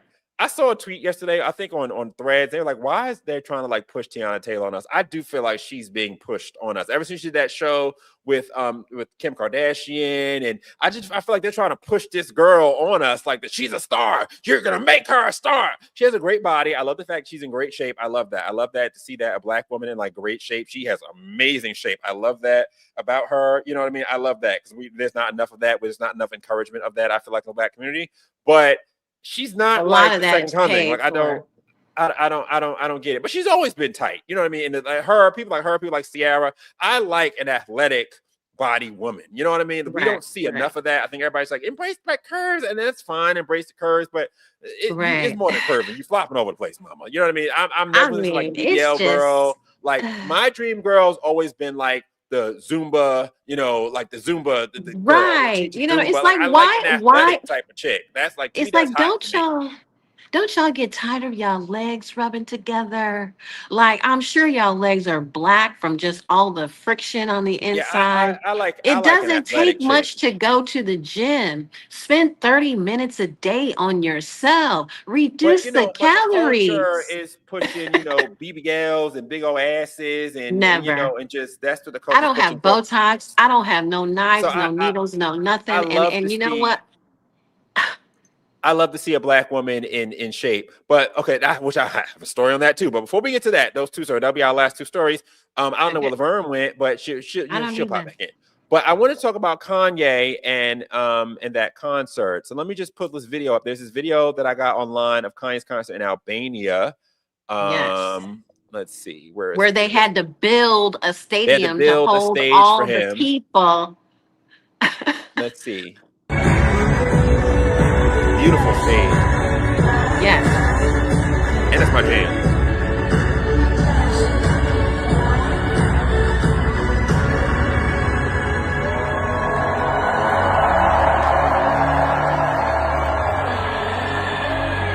Beautiful, beautiful stage. So Sophia's here. 118,000 people. The biggest record. Hey, Sophia. Sophia's here. Old favorite. I told y'all I was gonna get the old team back. Sophia, you on your phone? Sophia, you on your phone? You on your phone? You on your phone? Yeah, Let me do that. Turn it horizontal. Turn your phone horizontal. Yeah, because we gonna black bar. Yeah. Turn horizontal. Right. All Yes, horizontal. Yes. Okay. Guys, it. for any type of like Skype stream, whatever, for everybody watching at home, always come on horizontal. I understand there's a lot of pressure to do vertical because we cut vertical. Horizontal, Yeah. always the way to go. Horizontal. I can't hide much of this, but I get it. Suck it on in. You know what I mean? Horizontal. So while we were just talking about Kanye versus, you know, Jay-Z and Beyonce doing their struggle concert, you know, here in New York, Kanye's got all these people out there in Albania, and Jay-Z couldn't even fill up the Yankee Stadium for 3 days. So while we have that out there in Albania, let's check out what Beyonce and Jay-Z, you know, king and queen of the blacks, allegedly, are doing stateside. So, all right, we have Kanye off stage. Kanye. Okay. Let me just read this graphic here. So that was from Black Media. Let me just read the graphic here for those, because, you know, y'all can see it better than I can because it's little for me. I have a million screens open. I can't see it. So I can't read it. so I'll read it here. Despite performing together and even kissing on stage, that struggle kiss, if you can see the struggle kiss they have there. Jay-Z and Beyonce continue to struggle on the global Spotify top artist chart. Beyonce plummets 4 spots to 70, while Jay-Z tumbles 5 spots to 189, leaving him just 11 places off of dropping out of the chart. And then the other tweet underneath says, despite performing in stadiums with his wife and some of the biggest rappers, not a single Jay-Z song has made it into either the global Apple Music Top 200 or the U.S. Apple Music Top 200. Meanwhile, the rappers he's impressed over, Drake and Nicki Minaj, are both on the chart. So as I covered this a little bit on my live show, on my live panel on Saturday, and I'll have you chime in with the Sophia since you just came in. It seems to me like Jay-Z and Beyonce are no longer king and queen of the blacks. It's looking like the hold is finally being lost. How? Because, you know, back in the day, you couldn't say nothing about Beyonce. The Beehive will come and get you. Yeah. You know, isn't about Jay-Z. His people come and get you. But now these young kids, these new Gen Z, whatever, this new generations, they don't give 2 damns about Beyonce, Jay-Z, and I am the fuck here for it. Sophia, what you gotta say? Well, they done wrapped it up when they endorsed Kamala. It was over. Black America was like, I don't know about that. You know what I'm saying? Because she just don't know her audience, and her audience is fickle as hell. Black people, we good when we good, but when we not good, you know, we done. And her endorsing Kamala like that, in what I can see, it was over. It was over. You could not trust any of that because it's like she kind of sold out. You know what I'm saying? Because she could have just stayed neutral. You know what I mean? But she had to get involved. And I believe that might have been it, because she was hot earlier that year. She was doing okay. Cowboy Carter, as terrible as I think the whole album was, people were still subscribing. But once she endorsed Kamala, I was like, Black America's not going to key in with that. They're not going to get locked in. I think with Beyonce, to be honest, and with Jay-Z, I was thinking about, they are, I can never take away from their past hits. I was definitely a fan of both of them coming up. I think that with Beyonce, I like her first 4 albums. After 4, when she did that Secret album and did that whole thing with the Drunken Love, that's why I fell off with Beyonce. Her first 4 albums, great classics, beautiful R&B. I come up from, from the church. I love R&B. I love voices. Jay-Z, I grew up from Brooklyn and Jay-Z. My sister actually, and that's another story we had. We'll probably save that. My sister actually grew up in the same projects as Jay-Z with her grandmother, Marcy Project. Jay-Z's aunt actually was in my church choir. So Jay-Z's aunt went to my church. I came up in Brooklyn, whatever. I was a very big fan of Jay-Z. But I would say things for me fell off with Jay-Z. That album he had with the three stripes across it, the Death of Auto-Tune album, Venus versus Mars. That's the last Jay-Z album that I really was like, I'm into Jay-Z. After that, he kind of like fell off of me. I think it just became I think they became like too much of a product. 444 I never listened to. Yeah, and he cheated on that album because like he did some cheating shit with the streams. The same thing Rihanna did with Anti, because he had to get #1 album and he had started falling off at that time. I think they just became so corporate after a while and just became a product, and it just like it didn't seem genuine or natural. You know what I mean? At that point, and I think that's kind of where they fell off for me musically. Like to me, Beyonce and we were actually, and I actually want to hear from you on this.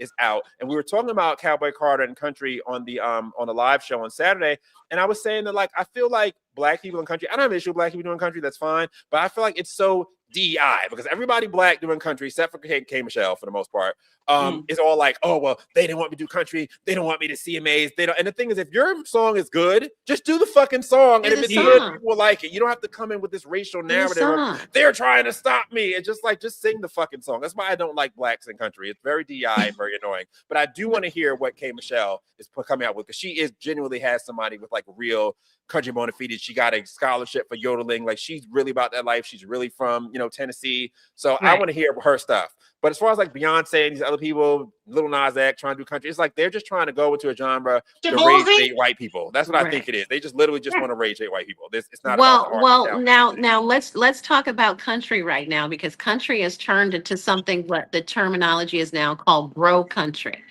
All of these country artists, all your major big country artists are now doing songs with hip hop artists, because even though they're country, they want to be hip hop.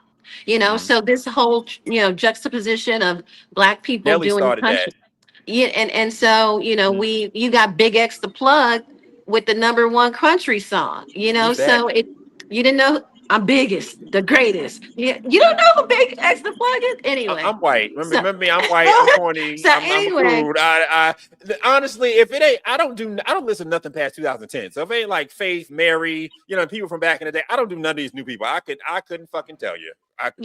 So this is the thing, if you get into country and you really want to drop a country song, you really have to study the country element, the lifestyle, what the gutterness of country is, and then make sure you project that in the song. Before I released my single, I spent 6 months. I didn't tell nobody what I was doing. I had vocal coaches. I had everything. I was studying. I was going to all these shows in Nashville. I was at the Grand Ole Opry.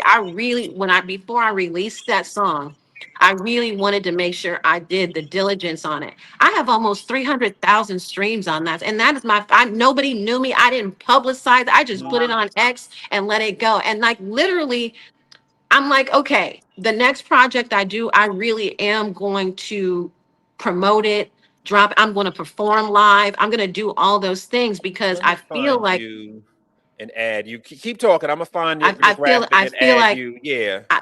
like I really actually I want to stay committed to it, but I also want to honor it, because I feel like it's something that you just don't jump into. If you want any type of longevity, if you want to be respected in it, you can't just be a Black girl that jumps in the country because you know the president and you know Kanye West. No, they are really gonna overjudge you. So I want to put out every project so they can overjudge me and be pleased. So that's where but we didn't even finish the Jay-Z's Kanye Yes, situation. yes. Please go So let ahead. me Please just go go ahead. into this situation. We are now dealing with two was-beens. Like Eminem did some great things, but now he's a was-been. Somebody else that Jay-Z bought on stage. He didn't realize you can't keep bringing was-beens out on stage and expect to compete and keep your jigger mode on top. Beyonce falling off is Beyonce's own fault. If anybody went to that Cowboy Carter concert, Beyonce was looking tired,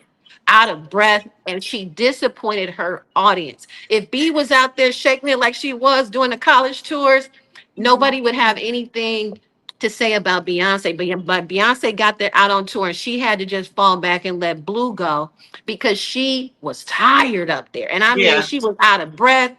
I was disappointed for her because I know if I would have been at Soldier Field or any of those arenas watching her breathe hard and puff hard, with no energy. No, people come into a Beyonce show because they come to see Beyonce hit it. You know what I'm saying? Not necessarily that she can sing, but they're coming to be entertained. And that whole you don't need gimmicks for a show. I was in Tampa, both the That's shows. Trevian single, y'all. That is my Go out and listen single. to it on Yes. Spotify. Thank Carrying you his so much. sins. I appreciate it. I worked very hard on that song. And so literally you have it where you have to have antics before you open the show. You cutting your hair off that was already a wig because you had cut it off when you had took them dread when you got rid of the dreads, the hair was already gone. So you don't need antics when you come to a Kanye show. I was just in Tampa, both the shows, Raymond James. 71,000 people sold out the first night, 71,000 people sold out the second night. No antics, just Kanye on stage by himself, the whole audience involved, not, engaged in the moment and leaving knowing they just saw the best show of their life. Jay-Z has been eclipsed. When I tell people Trump is not the leader of the free world, the free world is the youth. Kanye West is the leader of the free world. And there is a movement that has been justified and it can't be denied.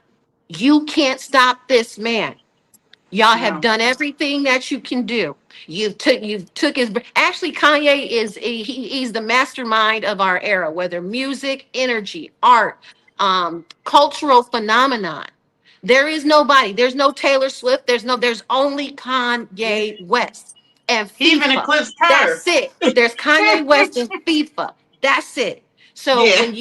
when you get out here and you try and talk about Jay-Z and his momentum, you knew you part of what they did is they paid they paid for Country Carter. There's no way Beyonce should have won a Grammy for Country Carter. Yeah. As a country artist, if I was out there and I spent my whole life, perfecting my craft, and Beyonce come in looking, crazy and dropping terrible music, and because she got a couple little meme videos going on where everybody doing a dance, they paid for her to get a Grammy.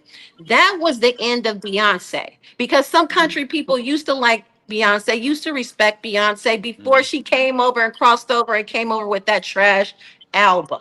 Okay. But It was a but bad Jolene, pivot. Jolene, they don't want you to mess with Jolene, girl. Make up your own country song. You can't come in touching country songs that they're not, they lifetime anthems, and you come in fucking it up. Like Beyonce and Jay-Z, they are the ones that they're already the ones creating their own decline in the game, in the icon era. Yes, we all love Jay-Z songs. Yes, we all love some Beyonce songs, but the key is the problem with them too, they've had no adversity. They've had nothing that they've yeah, had to overcome to catapult them back into stardom. They've but just been paying their way with their little friends and their relationship, endorsing Hillary, endorsing Kamala. They haven't figured it out. I was gonna say, I think that even when you look at, especially with the white artists, I honestly, I don't think that endorsing Hillary or Kamala even really hurt Beyonce or Megan their careers much because they have that same black woman, core audience. But I think that the story that people don't talk about is the fact of when you look at Katy Perry's fall off and when you look at Eminem's fall off, it all came from them being woke and endorsing Democrats, because those white folks, which were half a big core of their audience, nobody talks about like, why can't Katie catch a hit? Because Katy Perry has two new songs out. They haven't gone anywhere. Why can't she be like, back in it? Because I mean, Teenage Dream, if you guys remember 2010, Teenage Dream was like a huge album. She almost tied the record with Michael Jackson with like the most #1 records off of one album. Every single she came out with, from like California Girl, Teenage Dream, The Last Friday Night, like everything, boom, but number one. And she was the hugest thing in the world at one time. But when 2016 came along, first of all, she cut her hair, looked like a whole like lesbian, so that just wasn't sexy at all. And she became all woke and was doing stuff with Hillary and going out this one. Hillary, she didn't realize that, Katy Perry, like, you're the fun girl. You're the fun girl with the boobs, with the whipped cream, and you're fun. Like, so when you started getting all serious and woke and extra, it turned a lot of people off, and those people never came back. Same thing with Eminem. Eminem, you're the guy who was calling people all kinds of faggots, and you're like that fun, young, dissonant guy who's like unruly and whatever. But then you become like this like total like beta cuck fucking, Hillary Kamala supporter, and it's like it doesn't match, and like it caused your fall off. I mean, it's the same thing even with like Howard Stern. I was telling somebody the other day on the pod, I was saying that like people talk about like Myron Gaines, like, oh, Myron Gaines, he's so like, he's crass, he's whatever. I like Myron too. I mean, I don't agree with everything, but I like Myron too. But Myron is the new Howard Stern. He is that voice for young Myron. men. You know what I mean? To come out. I love Myron. I think Myron's great. I listen to first of all, Myron is actually, I tell people this all the time. He is my like technical OG. As far as like this podcasting shit with the cameras and the lights on, Myron, the same thing I'm doing, Myron does for his show. And he does it like amazing. Like, he is everything that I want to be, as far as like, he's younger than me, but I look up to him as far as I'm concerned. But he kind of stepped in that place of like a Howard Stern, because Howard Stern is such a beta cuck. I remember like sneaking and watching Howard Stern late at night when I was a kid. He had like all the bimbos in there and have all like sex talk and whatever, you know what I mean? But like, they all turned woke as they got older. And it's like, who are these people? So I think that, yes, I do think that part of the fall off of Beyonce Jay-Z was doing the whole thing. But for white artists, it's even more so, because a big part of their audience are conservative. Whereas, Black community, they shun being conservative. But on the other side, there are many people who are conservative who did listen to, Katy Perry and Eminem back in the day, who are now like, ugh, gross. Because even myself, I can't even get into Katy like I used to, because it's like, you're wokey now. Like, no thanks. You know what I mean? They don't realize that shut up and sing. We're not telling you to shut up and sing, not for your own good. It's for your own fucking good a lot of times. I was watching Laura Ingraham yesterday, and she had I think it was Mick Jagger. I think I get kind of confused with the older white rockers, not gonna lie, but I believe it was Mick Jagger. He basically was saying, like, as opposed to like being like a Bruce Springsteen, another one who's fallen off and become like, that was Mick Jagger. He's just like, I just want to like sing songs and like make music and like do my job. I'm not here to lecture people, because Bruce Springsteen is all about lecturing people. I'm not that familiar with Bruce Springsteen, but I know that he was like a big figure in the rock, whatever, and he's like an old cornball. He looks like an old lesbian now, and he's like, "Oh, you have to support the Democrat," and like, it's so corny now. You know what I mean? Well, you're a rock star. Like, what happened to the rock and roll? You know what I mean? This is not rock and roll. Wokeness is not rock and roll. Okay, y'all know who looks good as an old man rocker? Have y'all seen Rick Springsteen? Rick Springfield. I've heard about him. Rick Springfield. Yeah. When I tell you, he looks great. He is out there rocking, jumping, doing splits Megan at 80 Kelly years old. Was talking about him because they were talking about like aging rock stars, and even if he looks amazing. I'm gonna have to look him up. Yeah, I've heard of him. He is out there like it was like 1980. Those 80s commercials back in the day. So like, like the 80s commercials. Because he sing Jesse's Girl. Jesse's Girl, yes. Oh! Like that. So he looks great. Applause. And speaking of older people, you even got, Madonna has the #1 album in the country right now. She's 67 years old. So anything's possible for anybody. But wait. Madonna don't look normal. His core is looking tight. You know what I'm saying? Look at him. He looks good. He looks amazing. Well, look at Lenny Kravitz at 61. Oh, now Lenny, he's the god. Because ain't none of them touching that. He's the god. If you take care of yourself, Lenny Kravitz always been a star. So to me, I don't even understand how celebrities even get fat. Like, you're a celebrity. How are you fat? Like, I don't get it. Like, all you do is celebrity shit.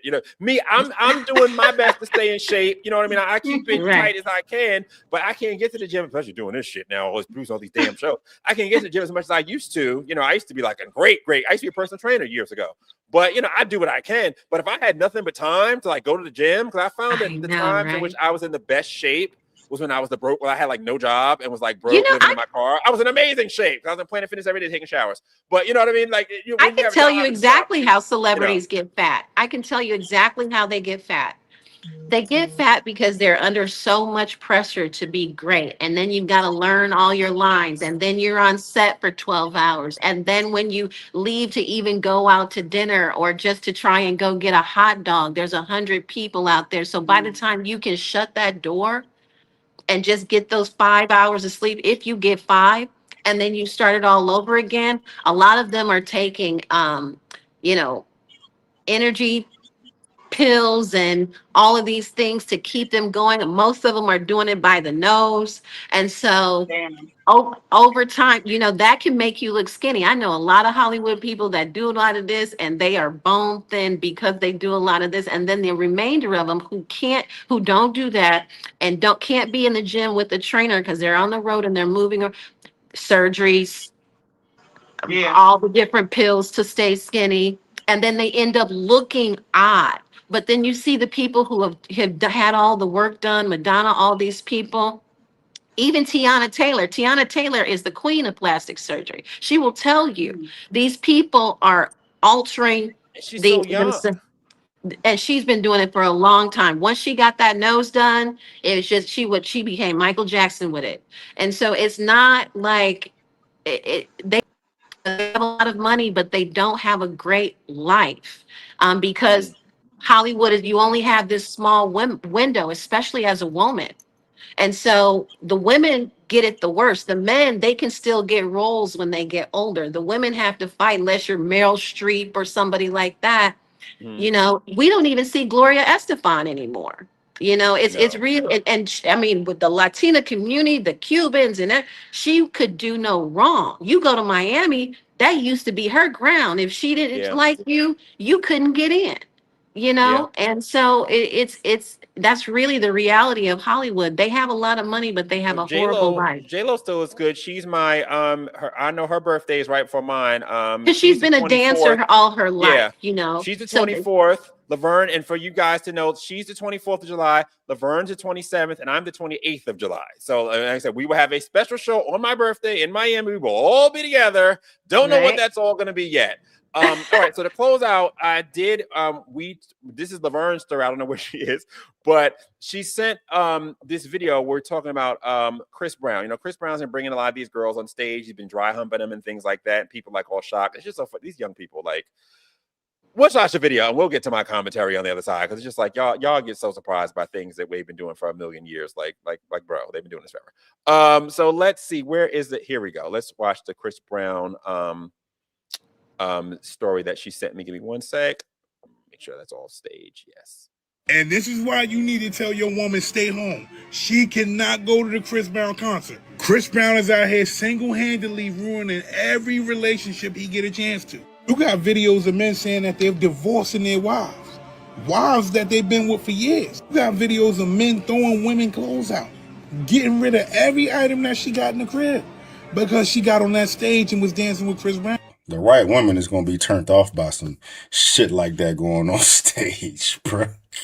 Looking at Chris up here, or Usher up here, licking on women and humping on hoes, bro. Like, your woman should be the last motherfucker that would want to volunteer to put herself in that type of situation. Because so yeah, when I saw this, when Laverne sent this, I don't get the shock behind it, because like Bobby Brown and Janet Jackson were doing this like 25, 30 years ago. Like, you bring somebody on stage, it adds a little colors to the show. It's one woman out of like a sea of like 10,000.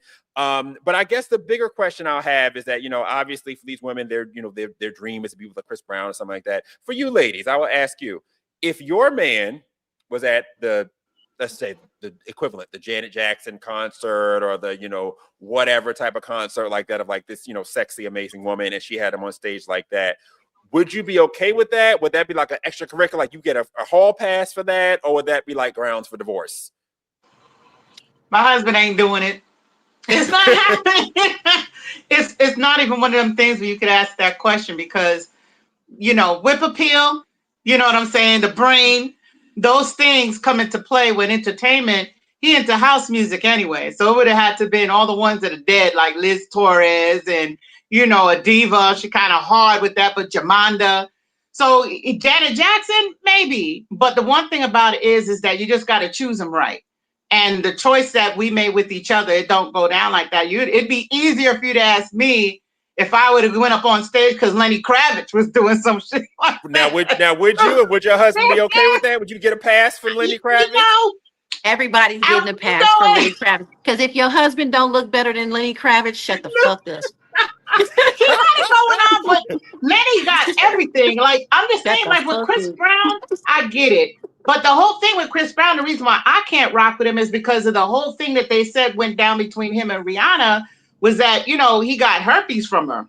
I didn't forget that. That was like one of them things where they they all got herpes. You ain't hear about the Hollywood herpes. They all got it. Like they all pass each other around. You know what I mean? Like a daggone hors d'oeuvre. They all got herpes in Hollywood. They all got it.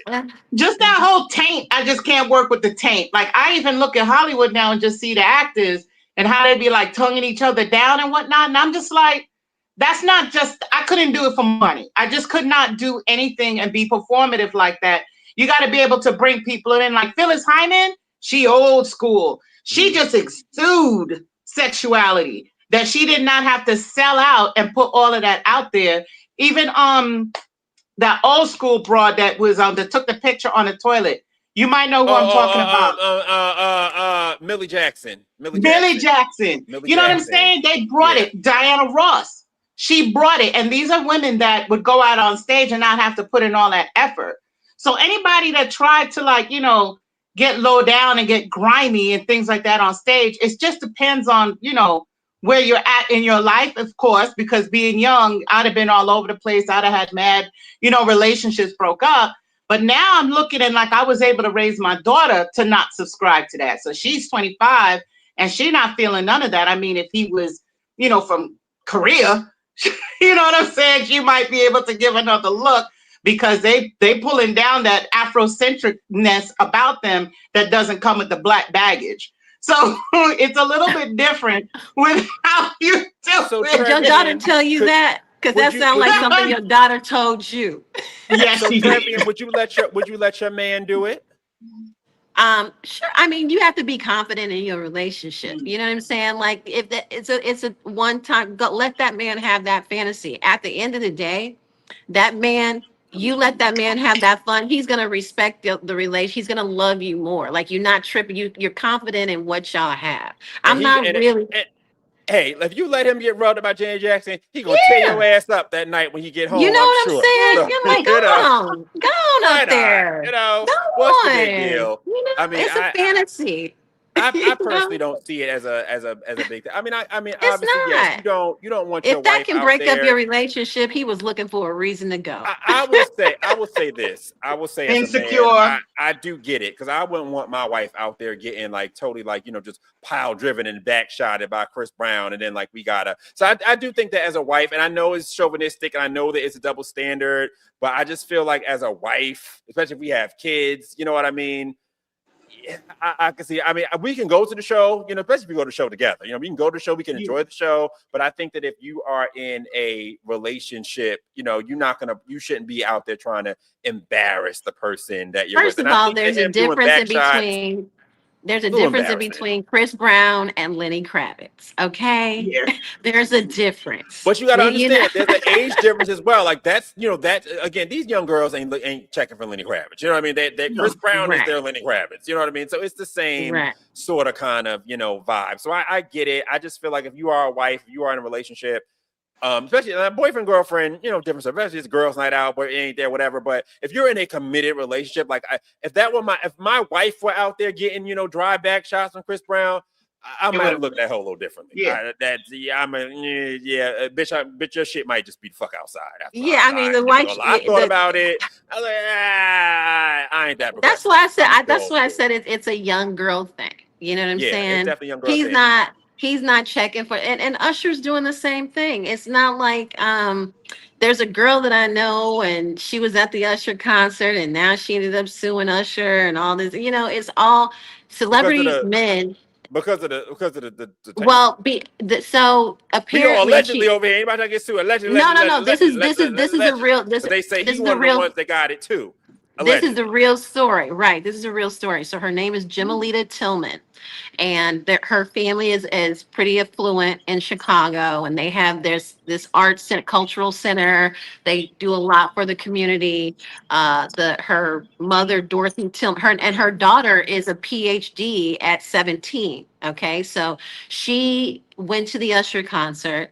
Usher found her, they did their little thing, and then there became this huge rumor that she got divorced because, so she was the original story of the Usher situation, that she got divorced because she was up there with Usher, which the story wasn't true. And so she ended up, and I think that lawsuit is still going. So she actually Wow. sued for the defamation because it was such a viral story. And so that's wow. why I said these celebrity men, and I talked to Jimalita. I like Jimalita. She's actually the one who called me about it before it was all over the news. And so she, I just think these celebrities need to hold some accountability for what they are dragging in, because that same type of energy is going to be met by somebody who's looking to capitalize off of the situation. And so you all have to, I know you want to seem spicy and you got to remain that sex symbol to keep your numbers up. I get that. However, there's something that's called performing, and then there's something that's called safety. You know what I'm saying? Yeah. And if you want to continue a solid career, scandal is one of the ways that you destroy it. So Speaking of safety, stay safe, because they definitely got that celebrity strain out there. I've been hearing about that for a long time. That's been rumored that they just that they all got it. They just pass it around. Like, that's why they so cavalier. That's why they don't care. We were talking about, I pulled it up, the Millie Jackson. That's the famous album cover that you were talking about, Millie Jackson. She's the lady who, it's funny we talk about shows, because there's that video of her that always goes viral, and you can find on X, where she was talking about, she was fiddling on the men's dicks at the Apollo Theater, where she like literally she's like, let me feel on the dick. And she goes around and like literally starts feeling on, and so it's like nothing. There's nothing new under the sun, like the Bible says in Ecclesiastes. Nothing new under the sun. This Chris Brown thing, this type of performance art, if we want to call it that, has been going on forever. Now, would you be mad if Millie Jackson felt on your husband's dick at the show? Not at all. Not at all. Not at all. Because she ain't never gonna get it. She ain't never gonna get it. You know what I'm saying? So I wouldn't even have had it. I wouldn't even have had it. Like, look, if that was, you like that, don't you? You know what I'm saying? Like, that's how I would look at it. That video, we have to play that video on the people show. That video is hilarious, because some of the men, she's like, I don't feel, where's it at? Where's that? Yeah. Fucking if you can find that video on X, like, do yourself a favor if you want to laugh. It's on X. It goes viral on X every couple of months. Google on, search on X or whatever, Millie Jackson, feel on the, and it's her at the Apollo Theater. This is like maybe like 79, 80. This is like forever ago. This is before I was even born. And it's freak. She has the band playing. She's like, let me feel on the dick. She just goes in the audience. She's like, start touching random men. And the men are like so embarrassed. It's like, it's so good, so hilarious. But they kind but when you even think about the fact that they could pivot, like, I'm just saying, like, eventually they're not going to be able to get down on the stage, because that's when they were bringing up David Lee Roth, that he's still performing at 80 and he could barely hustle across the stage anymore. But Chris Brown and Beyonce, they have talent. Like, you don't think, like, especially asking you, like, on Trevion, you don't think that they could pivot their careers and just change it up and just not have to continue to be 25 years old? I think Beyonce wants to retire, but Jay-Z got her out there working, because he has to, because remember, I always said this years ago, if Beyonce ever left Jay-Z and did like a I Divorced Jay-Z album, that shit would go crazy. That would be nuts. Like, she's a big part of why people even fuck with him still at this point. Like, he would literally, he would be nothing without her, because like a big part of why he gets a lot of what he gets. That's why he always puts her out. You see, he don't do a show by himself. He never do nothing without Beyonce at this point. And I feel like Beyonce do be tired. I don't even think she wanted to even do that shit for real. It didn't seem like it to me. I don't even think she wanted to do it, but it's like, I gotta get out here. Jay got me out. Like the video where they were at that racing thing. You see the video of Beyonce looking horrible at that racing thing with that racing jacket. She didn't want to be there. Horrible. She didn't want to do that shit. And Jay-Z that's part Brown of her do that. fall off. She's She not didn't want to do that. she's not maintaining her weight.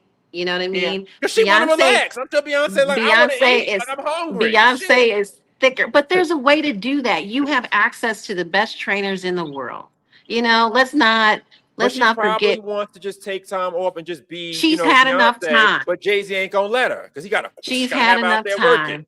Girl, get yourself together, because if that man leaves you tomorrow, you need to look good. So make time for yourself. That's how I feel about that. Don't ever let a man decide how you're going to take care of yourself and take care of your health. Because if you do that, then you don't have anything. Because when that nigga goes, so will your health. So when I say put yourself first, that's how that goes. Myself first and make the rules as I go. Because if you don't take care of yourself, you can't take care of anybody else. So that's what women need to realize. You want to give, and, you know, put yourself last. That's some dumb shit. Who told you that? You will be a better parent. You will be a better wife. You'll be a better human being. You'll be a better businesswoman if you start putting yourself first. Take that time for yourself so you can build yourself up, so you can give those things and give them well and fully. You can't do that if you're broken down, tired, looking fat, overweight. You can't do it. You look in the mirror, you don't even want to go out because you look like shit. You know, take care of yourself. Put yourself first. So as our parting words, as we're about to go, we're on our last story. I was gonna regale you all with song, you know, if I were a boy. That's my shit. Like, see, that's the Beyonce I like. Like, I like that Beyonce, like that. This new Beyonce I can't fuck with, but the old Beyonce, give me the B-Day, give me that Beyonce. That's the Beyonce that I appreciate. The Beyonce when she used to be singing. I don't know what this is she doing now. That's the Beyonce that I miss. So you guys have any parting words? Before we go off, Sophia, it was great to see you. We'll be seeing you again. I know you kind of popped in, but you know, very much every Tuesday at 2 to 4-ish, we'll be running, you know what I mean, every Tuesday. So I'm glad you popped in. Laverne, we love you. We don't know where the hell you went. We love you, Laverne. You know how Laverne do. And Trevor, you know, you already know. So you guys have any parting words before we go? And I'll give you in the last church announcement, so we close our benediction here. What we got? Well, I would like to fan out. I'm going to fan out for you, Trevion. I'm a fan out for you because we haven't spoken since you've overcome everything that was ahead of you.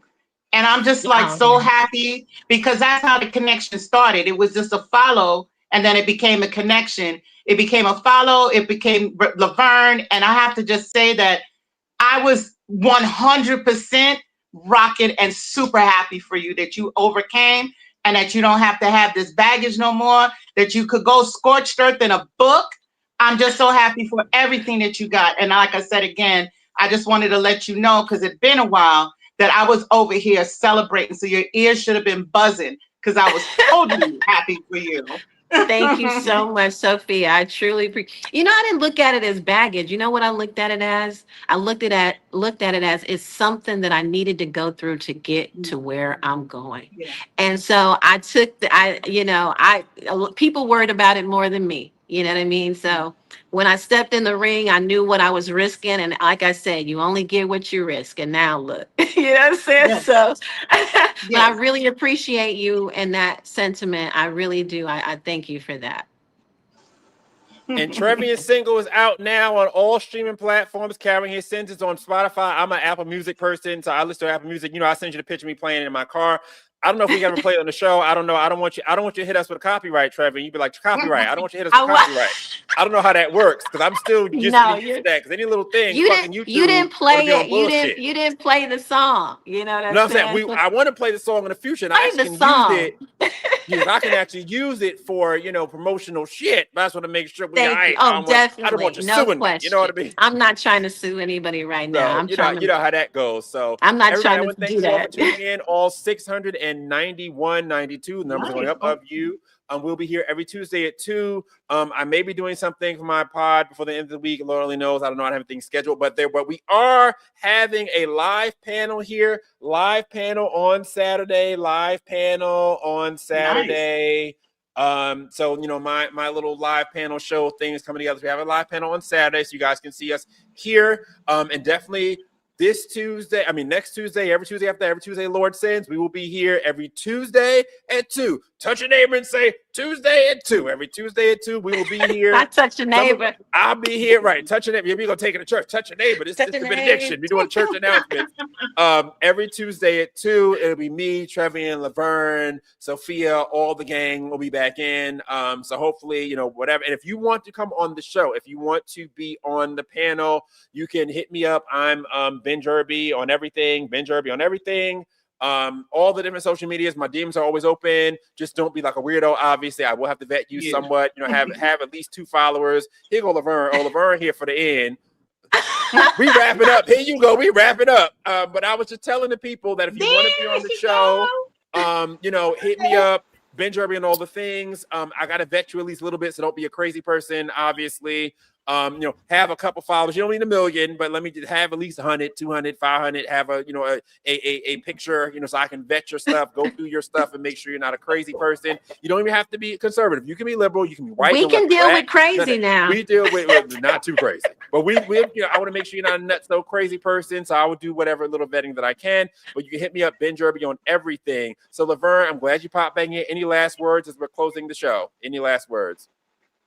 No, just join us right here weekly. We are back on the road again. Tuesday at 2. Tuesday at 2. Yeah, Tuesdays at 2. Tuesdays at 2.